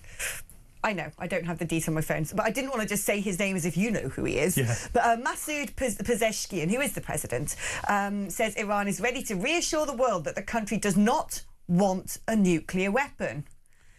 Well, you might think that. Not so sure that IRGC and the Ayatollah agree. Just saying. But anyway, it does seem to me that what is emerging now, coming out of the Middle East, is this sort of tentative tiptoeing towards a climb down from Iran. Yes. Back down. And that can only be good, can't it? I think it means that actually Donald Trump's strategy has worked. He is sort of... Can people just be reasonable and look at the facts on the ground, which is that we have... Yes, oil prices went up and it's been uncomfortable, but it hasn't been devastating. Devastating. Look, I know people are like, what are you talking about? No, things have gone up, but it hasn't been, you know, cataclysmic global economic event. But it's done the trick. It has forced Iran seemingly into a position where they're now having to back down, which at first they didn't want to do. And it hasn't involved bombing civilian sites or civilian infrastructure. It hasn't caused the war to spread everywhere else. It has cemented a newfound relationship between Gulf neighbours, which has ostracised Iran. It has actually forced a split between Iran, China and Iran and Russia to some degree. Basically, it's a win-win. I think so. Apart from the regime still there. Yeah, and I would say that it all depends, because we were never told what the metric of success really was. I know there was 7 milestones they wanted to achieve. I can't remember them all off the top of my head, unfortunately. I think most of them have been achieved. But I would say, because we didn't have that that measure of success, the paradigm by which we could compare what was before and what was after, it's very difficult to say. But had it been me, I would wanted to have seen the entire destruction of the IGC. Yeah, I mean, I would love to see that. But it's also what is achievable, what can be done, because actually doing that, they're so tonto that doing it would end up resulting in mass civilian deaths, no doubt, because they'd use their people as human shields, also, basically. Let's not forget that every single president and vice president for a very, very long time has said they were going to do exactly this if Iran didn't stop misbehaving. And Donald Trump did it. I love that one. Donald Trump did it, right? Now, the only reason you don't like it, if you're out there and you don't like it, there's 3 of you at least on here, is because Donald Trump did it. Yeah. That's as simple as that. That's all it is. Who was I talking to yesterday? I went for dinner with my old neighbours. Every time I come back to London, I always go back to the street where I live, because we actually had a really lovely group of neighbours. I lived down one of those little... Which area of London? Earls Court. But it was sort of one of those tiny little cul-de-sacs. It's like a little world of its own in London. A mews. Yeah, a mews. It's a little mews of terraced cottages. And it's funny, you go to the end of that little road and it's sort of strangely quite quiet. And it's a sort of group of 8 houses, which is their own little pocket within London that feels non-London. And we all knew each other. So I have my amazing, well, not anymore, but my amazing neighbour on one side, a lovely octogenarian called Varasha, who used to work for NATO. So cool. And then next door on the other side, I have the Turks, who were biochemists from Turkey. That's where that came from. But you can never be too sure with you and your cadre. That's true. That is a cadre, good word. But it reminds me of Breakfast Cartel. But the Turks, who are a biochemist and an oncologist. And then I've got my other neighbour's a Norwegian guy who does sort of things I don't understand, and his Chinese wife Jin and their lovely son. And we all sort of try and stay in touch. Jin's her name, not her hobby, yeah? Well, I think it's both. That's why she's my mate. Good on you, Jin. And we've got our street wine club and our WhatsApp group. And so I just go, every time in London, I go back, because that's a proper neighbours, isn't it? It's lovely when you have that. That does sound lovely. Shall we do some sort of... Because we've sort of stopped talking about news, I'm talking about my neighbours now. Because there are some stories I haven't played with yet, and I want to. Because this one. So I love aircraft. Yes. Right. Next story. No. That's it. I really love aircraft, and this angers me so much, right? We know that we've got issues with the defensive sector. I was reading today how when we scrapped all our Harriers, replaced them with Typhoons, that they cost more to fly per kilometre than F-35s, that actually it's been a bit of a financial drain. We got rid of our aircraft carriers that carried the Harrier jump jets, so you could actually fly low and bomb things, whereas the Typhoons struggled to do that, and now we're developing Tempest, and people are worried it's also going to be a black hole of money. We know that the way things are spent in the defence sector isn't always great, and we also know that it doesn't have enough money. But don't worry, because the government's got a net zero aviation mandate where the RAF are now going to have to spend more than £1 billion switching to sustainable jet fuel. No. Because that's going to win a war, isn't it? Lanyardism. It's mental. That's lanyardism. Look, there's two things you need to consider particularly when it's safety critical, security critical, is meritocracy and fit for purpose. You want the very best doing it, and what is the purpose? Before you figure out what's fit, all of these things are essentially killing machines, whether they are soldiers, pilots, the machines that they use to defend our country. I don't care if they're a gas guzzler. As a nation, we do not expel enough CO2 to A, feel this guilty, and B, put ourselves in such a dangerous situation that we've got a tank that runs on solar panels or whatever. This is a madness, an absolute madness. I know it's red meat for you and I know that this is why it gets put into the papers, but there's an enormous amount of truth in this, and it's just so frustrating. How on earth can anybody think that it's a good idea not to have the best jets running on the best fuel with the best pilots? Do you know, ironically, what that fuel is called? You know, we've had this whole Strait of Hormuz is closed, might not be able to go on your family holiday because we haven't got enough. Oh, yeah. Jet fuel. That's where that comes from, by the way. Now, listen, if someone wanted to make the argument that, you know, it'd be a good idea to move to biofuels in case Strait of Hormuz happens and then it can do this and then we can sort of still fight it. But it isn't. The top line is blimmin' zero. It's a fallacy. And also... Such a fallacy. Also, have you heard of have you heard of the North Sea? Because in the North Sea, right, it's basically a sea near the north, and underneath that North Sea is a whole bunch of this black stuff called oil. Yeah, it's one of my 3Fs, right, isn't it? It's one of your 3Fs. And do you know where we buy our oil from? Everywhere but the North Sea. Oh no, we buy it from Norway. Yes. From the North Sea. That's a good point. From their slice of the North Sea.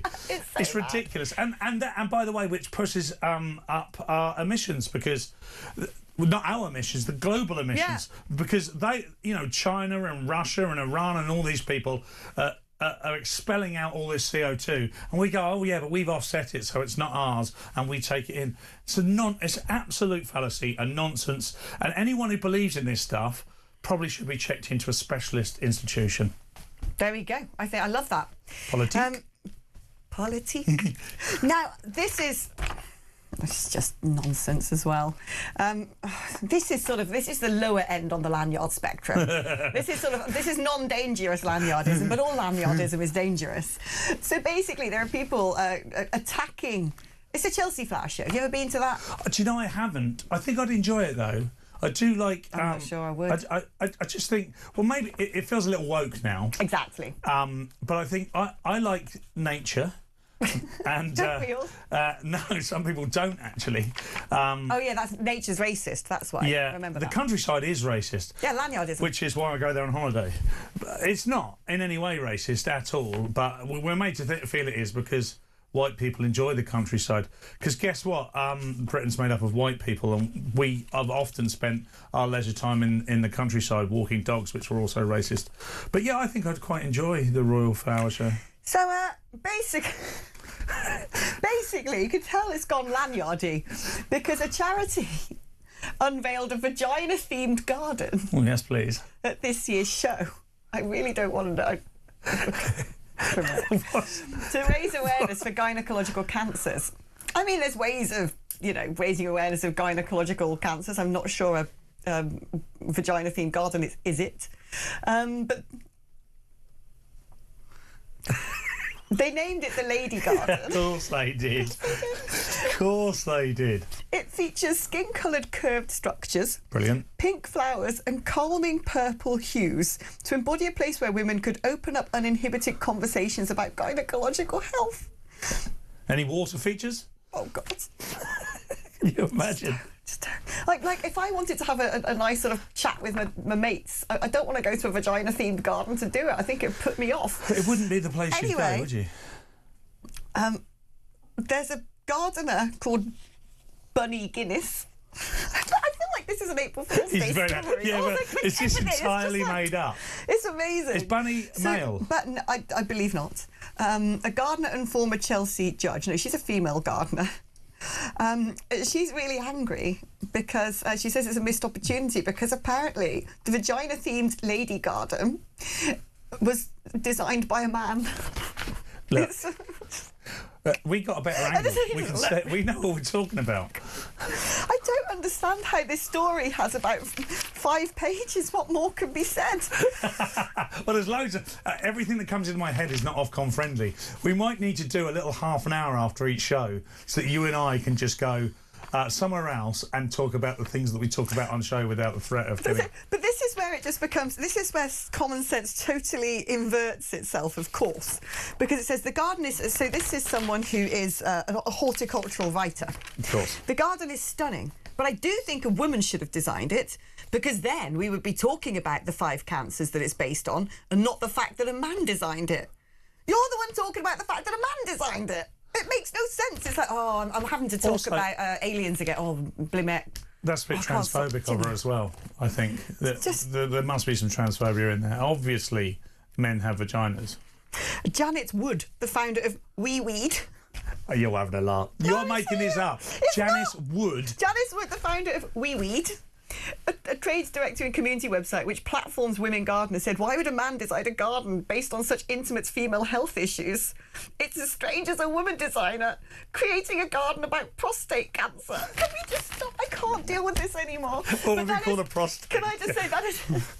What would a garden designed based upon prostate cancer even look like? I don't know. You could give it an accent. You could call it the Bumhole. I know exactly what I'm going to do. During the break, I'm going to ask Rock to design me a garden based on prostate cancer. Let's see if we can show And then I'm going to see if I can describe it to you. Right, guys, you don't want to miss that. Do please come back after the break. There is so much more to talk about. We've only got 14 minutes left of the show. It's flown by. It's flown by. Incredible. That's that biofuel we use. Right. Guys, if you want to get in touch, 03444 499 1000. We'd love to chat with some of you on the phone, normal network rate and all that. 8722 on the text messages, like the word talk before you text. And also you can send us a WhatsApp. WhatsApp? WhatsApp, mate? WhatsApp? to 0344 499 1000. Politique. We're back after this.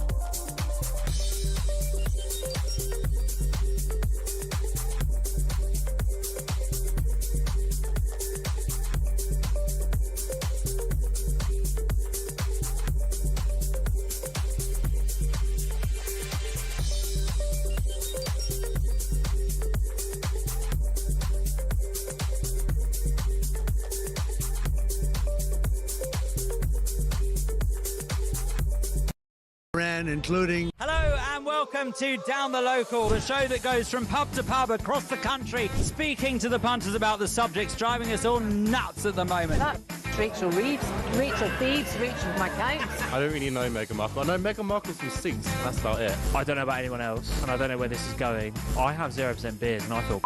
Raising the flag, I think, is symptomatic of this desperation. Is public transport good value for money? No, it isn't. You really don't like speaking to people.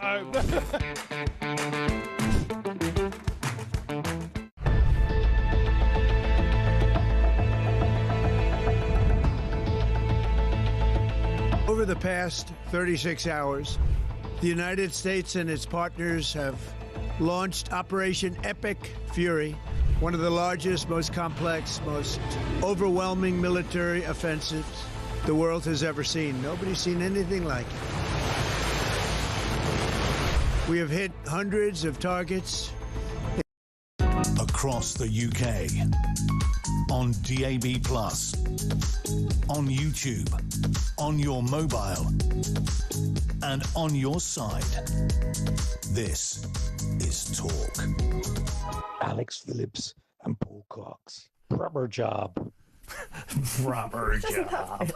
It's amazing. Everything's in the West Country It's accent now. everything. It's sort of like, it's sort of becoming its own thing, isn't Proper it? job. Proper job. I love her. Oh, well, I've asked Rock to design me the garden, but it's sort of just giving me a really long description, not a picture. So it's not really, and it sounds a bit woke, if I'm honest. So I have to move around the AIs to try and get what I want sometimes. Sometimes I ask for could you give me a synopsis of something? And if I ask ChatGPT, it is ultra laden with progressive politique, and I find it quite frustrating. yeah, no, it is. I find it extremely frustrating a lot of the time. Like AI is just like a naughty, slightly stupid child, isn't it, at this stage? Yeah, but it will grow up. It will grow up. That's what's scary, isn't it? Right, let us do some messages and let us then do some calls. Good day, Alex. I actually went down to the flower show to see the lady garden in all its glory, but I'm a man and I couldn't find it. Oh gosh, Clive. Bravo. Very funny. Does the lady garden have trimmed bushes and a water fountain? Stop it! Alex, re-oil and net zero. Ed Miliband needs to be put in a room with that brilliant white van man. Ed might learn a thing or two, says Amanda. That white van man is just, you know... I know exactly who you're talking about. Rachel Reeves is white van man, right-wing van man. Here we go. Great show. Does Paul have a slight Hampshire hog accent? Which is apparently a blend of London, Wiltshire and Dorset. Yes, I don't know. Well, I mean, you're asking me, you're listening to me, so you tell me. But a little bit, but only when I'm talking about certain things. Many people make the mistake of thinking I'm from London. My accent's from London, not me. People always think I'm from Wales. Do they? Yeah. But I mean, basically, when you're from Gloucester, it's sort of it's hinterland, and isn't Wales it? is essentially England, mingles. Isn't it? Good luck. We might lose Claire in Buckley with that one. Oh, no, that we might won't. be the final score. We She just said can't lose absolutely loving all the voiceover voice notes today. Talk really does have the best audience.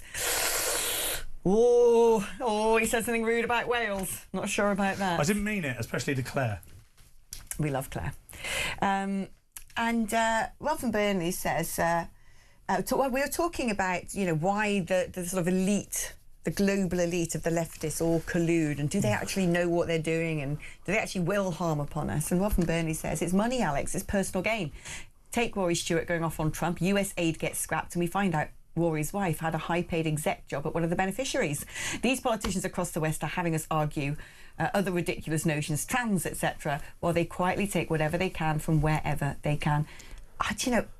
Rory Stewart's not here to defend himself. It is true his wife He is, hang on. No, he's gone. But basically, you know, it's amazing when you look at people who say one thing and do another. By the way, we were talking about Makerfield and Restore Britain. Rupert Lowe has made an awful lot of money out of solar panels, net zero, green energy. Incredible. Incredible. Can look it up. Right, let us speak to Caroline, who's in London. Hi, Caroline. Oh, hi, my dog is just barking. Sorry about that. Oh, my God. It goes somewhere.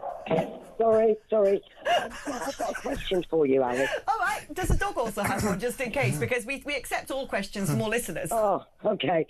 My question, I'm speechless. How can 43% of people potentially vote Labour in the by-election with Andy Burnham? What do people not read what this man is going to do? Do they not read it? I just don't understand it. He's going to put a land tax on. I mean, God knows he's going to make the renters' rights reform harder. I mean, we might as well literally leave if that happens. But what is it about people? Maybe you can have a thought, because I'm just gobsmacked now. Well, I tell you what it is. You'd be amazed, Caroline, that people like you are quite a rarity in this country. People who are politically engaged, who know the names of candidates, who know where by-elections are happening, who choose on a Sunday to listen to a show which, as much as we do absurdity and madness, is largely about politics and opinion and current affairs. A lot of people out there, believe you me, have no interest, no engagement. And I don't mean that in a bad way, it's up to them, but a lot of people out there will just think, I want to, go about my business, look after my family, have my friends, watch, nice things on telly. Just politics isn't my cup of tea. And so it's those people, when people come round and knock on a door and say, are you going to vote Labour? Well, Andy Burnham's going to revitalise everything. He's going to grow the economy, more money in your pocket. They'll go, OK, then.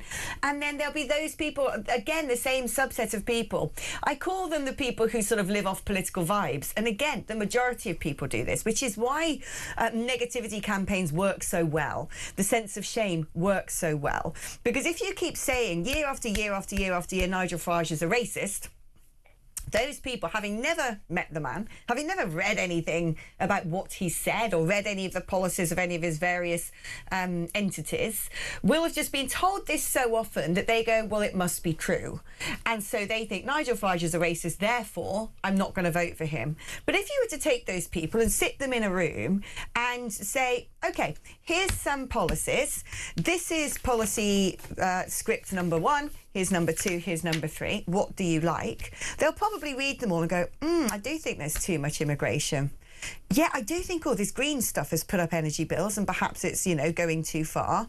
And then they'll go, no, I don't think we need to be taxed anymore. Or, oh, gosh, I definitely do not want open borders and decriminalising drugs. Then they go, I'm going to go for number 1. Then you go, ta-da, big reveal, that's actually Farage. Oh, the problem is a lot of people out there function on that basis. But Alex, this is why I think the country's over. If the people aren't awake and they're going to keep doing what they're doing, there's no way, it doesn't matter who wins or what happens politically. That is my big concern. Well, the thing is, people are beginning to wake up, though, aren't they? It seems to take an awfully long time, but in spite of the demonisation, in spite of being told that you're a monster if you want to control immigration, people are beginning to just go, this isn't landing anymore. What you're saying is not what I'm seeing. So it is happening. It's not happening quickly enough. It's frustrating how long it's taking. I totally understand that.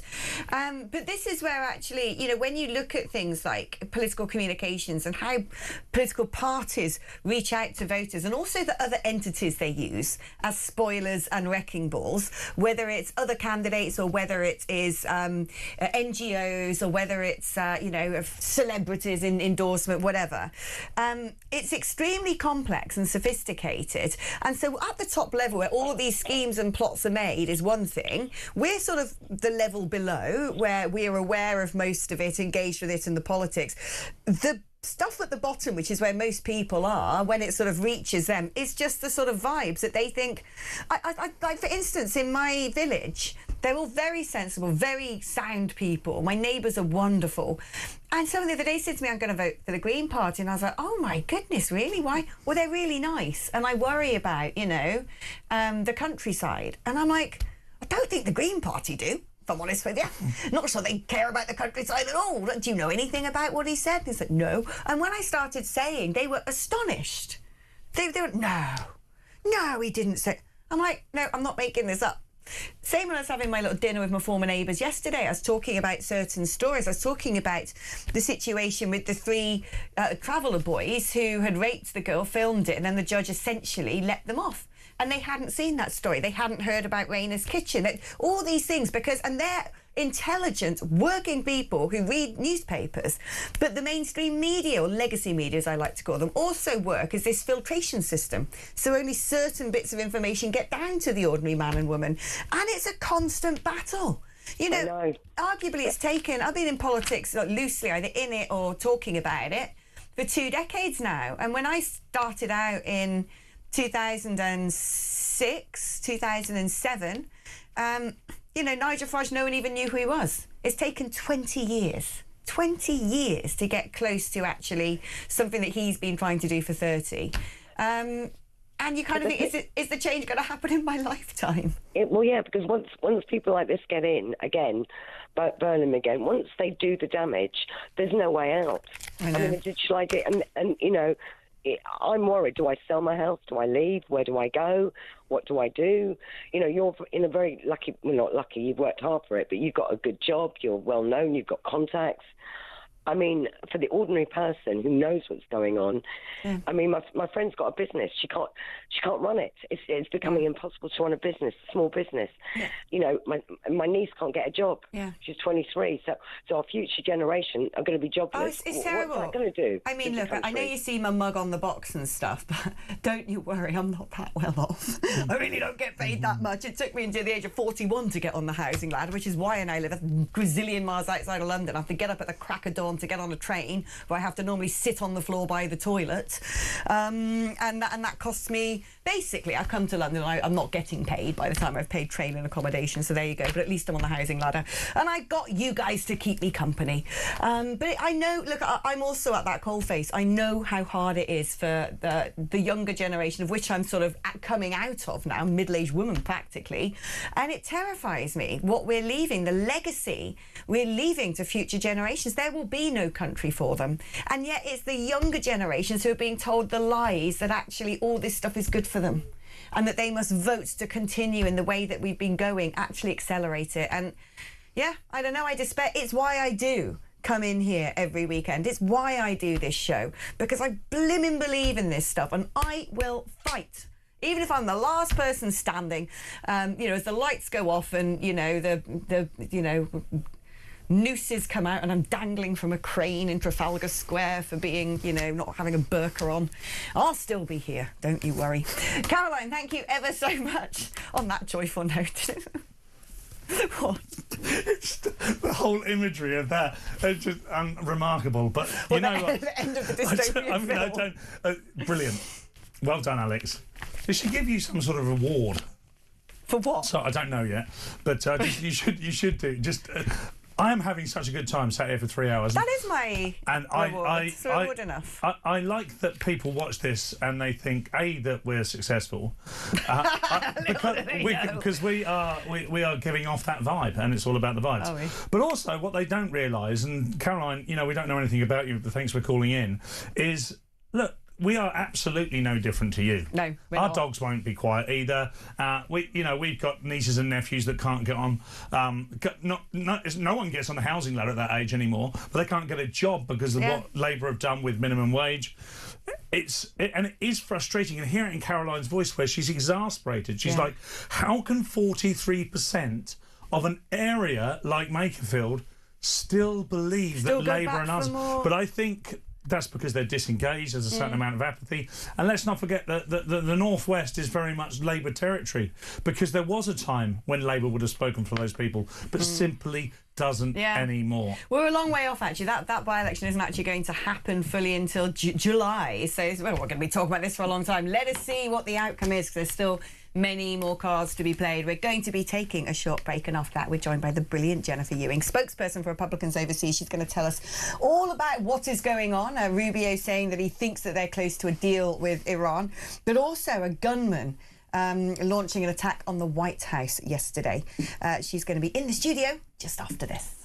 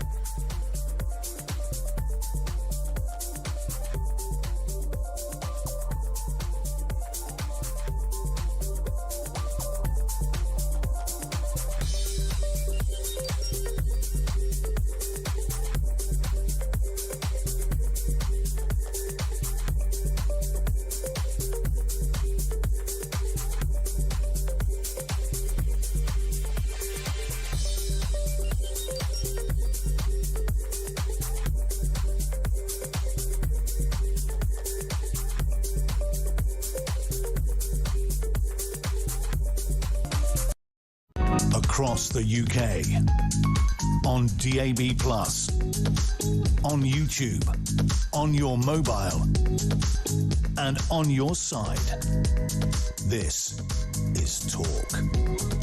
Alex Phillips, Paul Cox. Dog spherical objects, isn't it?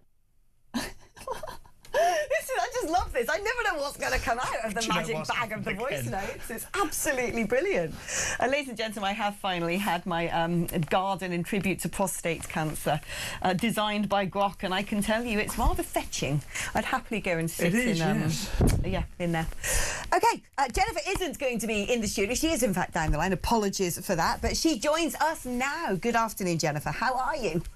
Hi, Alex. Hi, Paul. And actually, your caller, Caroline, and then Paul's subsequent comments on dogs is the reason at last minute I wasn't able to come into the studio.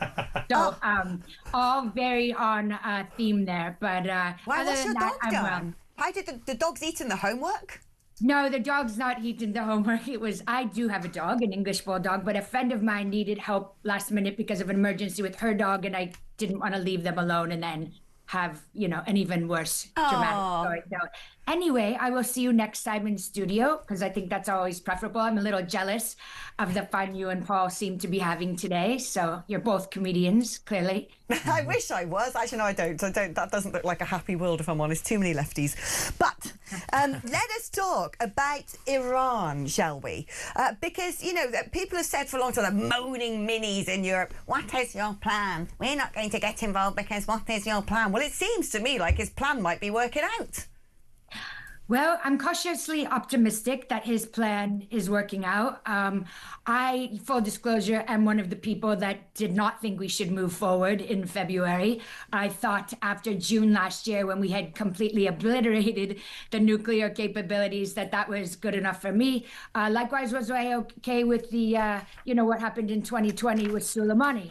So, yes, let's hope that we do have some sort of a deal in place. And I think the things to look for, well, one will be, obviously stop anything from escalating possibly to a nuclear situation. And then two, we're going to obviously need the Strait of Hormuz to be opened.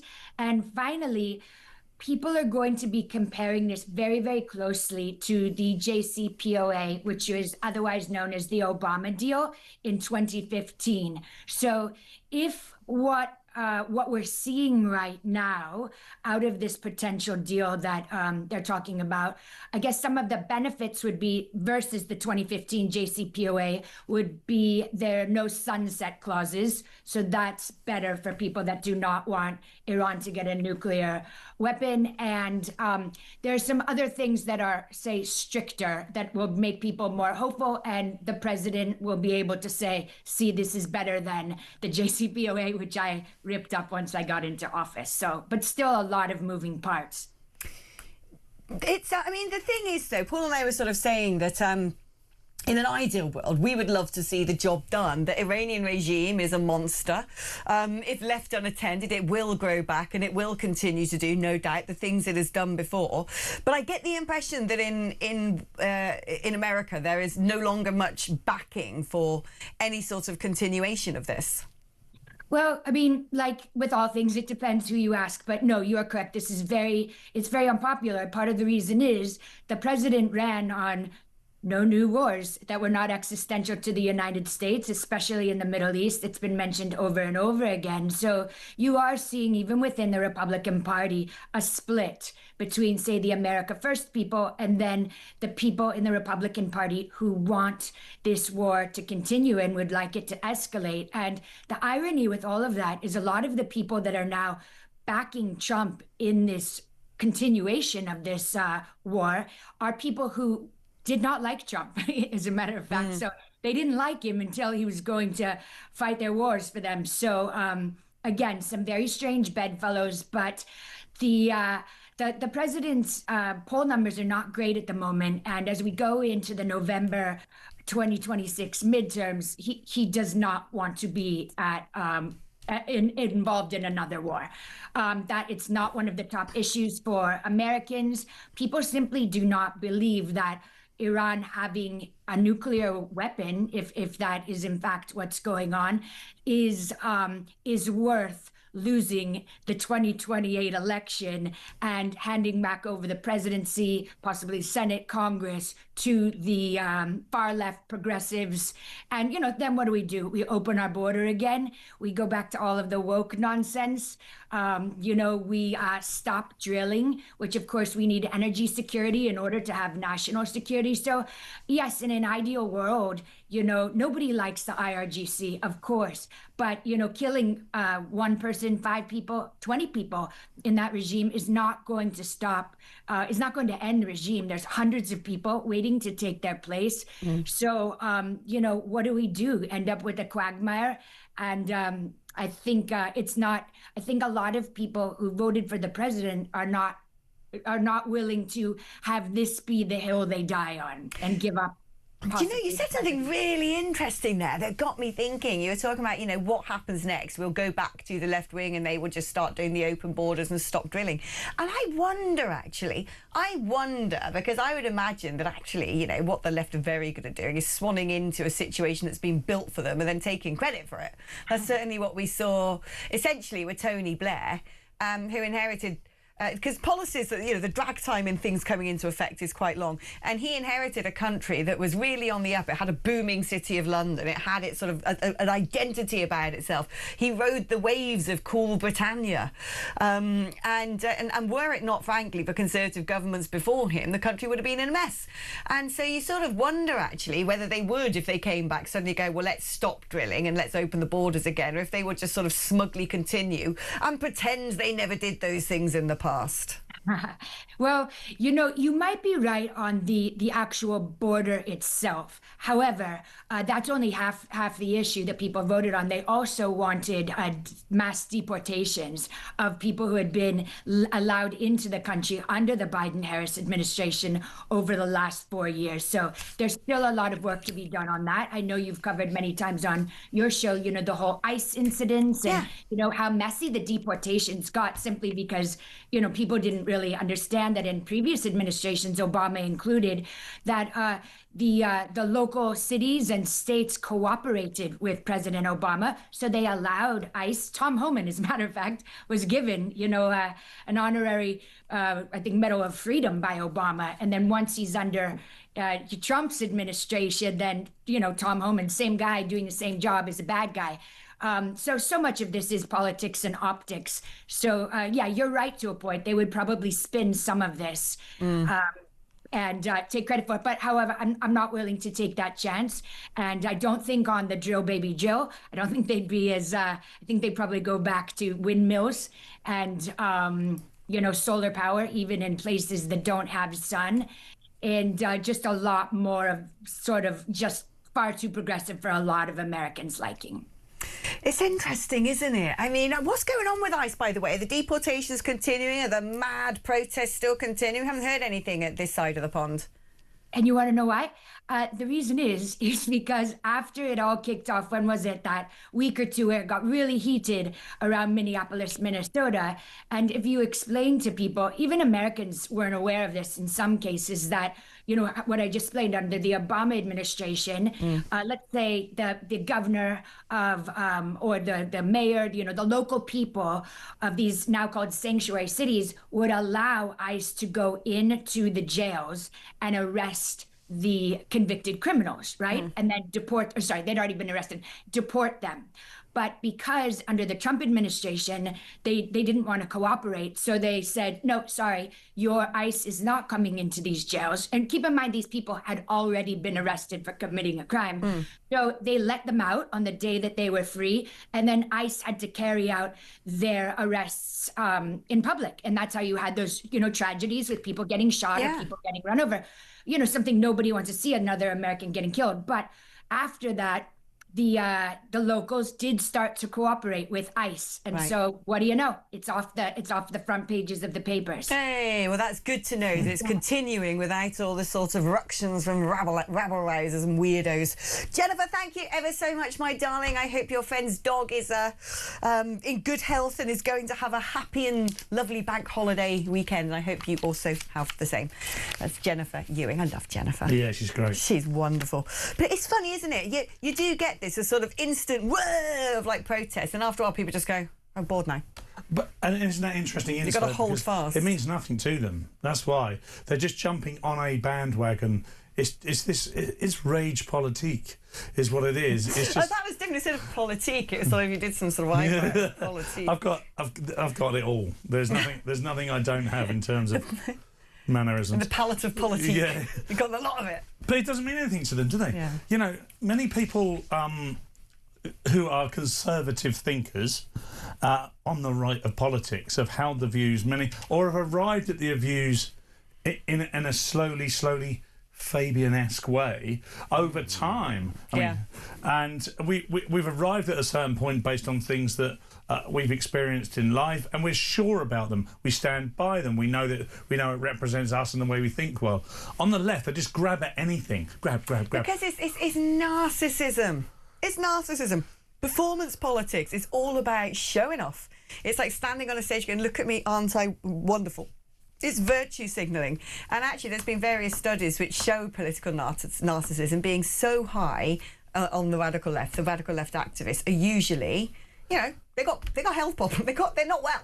Yes, they're basically not well people who, and you know, a lot of it also I think comes down to this idea that I just feel like a lot of people, I'm not saying all people, but a lot of people on the left, the extreme left, feel like the world owes them something, which is why you end up with people who, you know, when you look at them all assembled together, they're not the most, you know, the best looking, the sort of brightest in the successful jobs.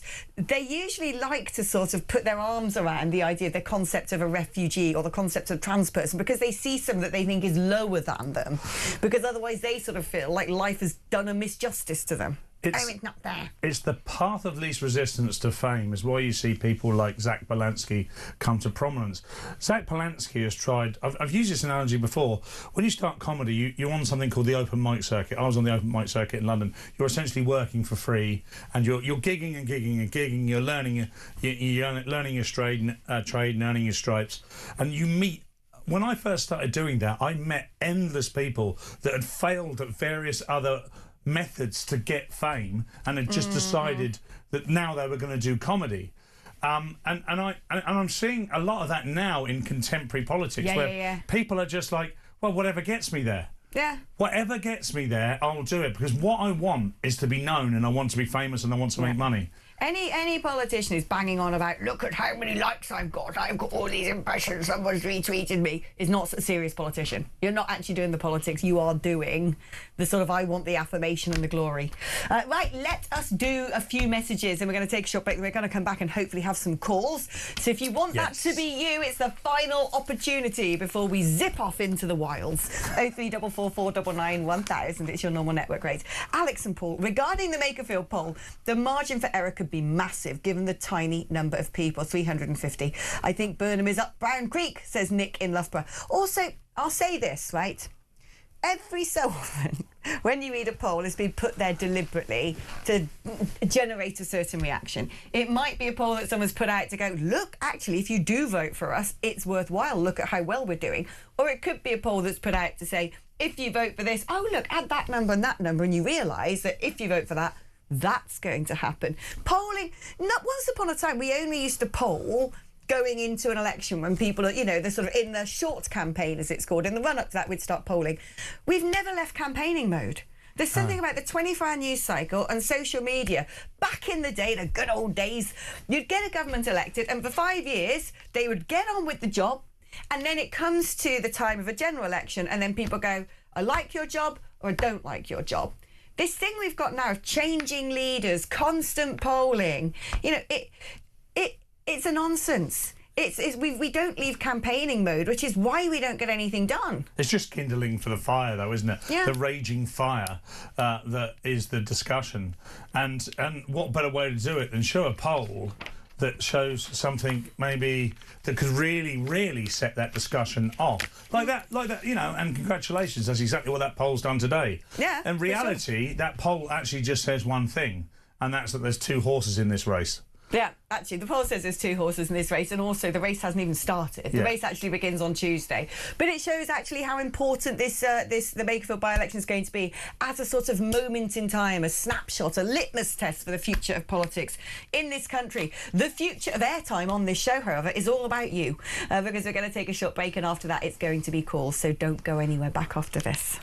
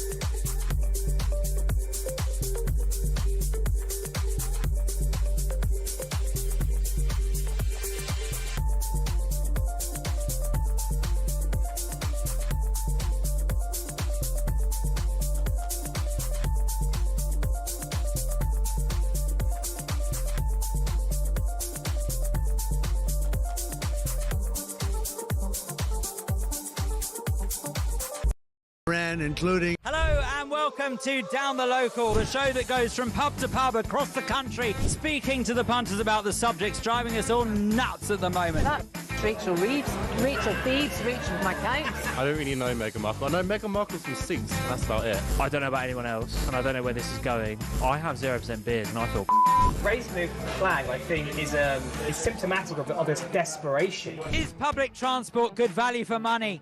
No, it isn't. You really don't like speaking to people.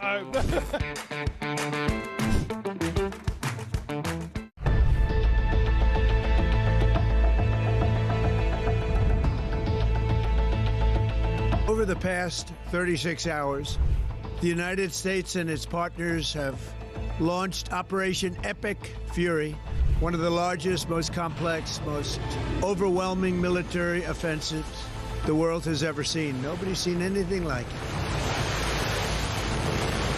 We have hit hundreds of targets in Iran. Across the UK, on DAB+, on YouTube, on your mobile, and on your side. This is Talk. Alex Phillips and Paul Cox, you ain't got no authority. What was that? You ain't got no authority. There is no authority higher than God. So there you go, I agree. Correct. Is this a Sunday after all? It is Tis his Sunday. day. It is. Tis his day. I love this. Russell in Great Yarmouth says, "Hi Alex, slightly hungover, flicking through channels and found yours." Hi! Thoroughly enjoying it. Bravo, girl. Keep doing what you're doing. Come back for more. Honestly, you're going to love this. When you get to join the Cox and Phillips crew, we're so nice to hang out with, particularly when you got a hangover. Although, I would tell you this, I am here every weekend, by the way, as if you're a newbie, like Russell. 10 till 1, Friday, Saturday, Sunday is where you get the wholesome goodness that is, that is Alexism. But I'm actually going on holiday next week. Which was not signed off by me. I had no idea this was happening.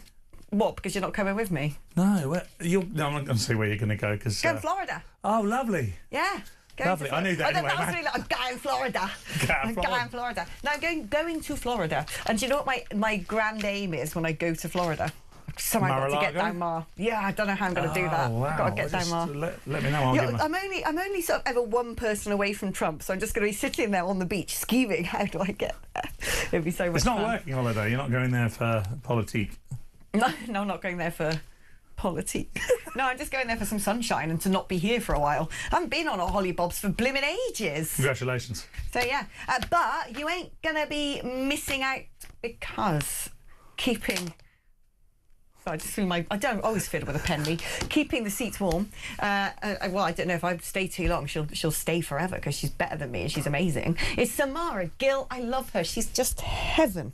I love that girl. I'll be here too on the Sunday. And you've not met Samara yet, I've not met Samara. Man, you're going to be like, why does that stupid Alex have to come back? Never, ever, You're just going to be like, way. no, this is such an upgrade. It's a bit like when I moved to Android from Apple and I'm like, I've become one of those. I'm like, oh, you silly people still using Apple. Look what my phone can do. It opens. And it's got a pen. So, you know, it's a bit like that. You're going to, you know, Samara is the sort of high-tech Android version of me. I look forward to it. I look forward to meeting Samara. She's Australian, isn't she? She is an Aussie. Yeah. And she's like... She's energy. I mean, I'm aware of her, and I've seen her on the Chanel. Watching. She's also going to have so much fun because she won't have ever done this with you. No, she has no idea what she's in for. Oh, it's going to be absolutely blimmin' marvellous. So there you go. Yeah, do stay tuned and stay with us for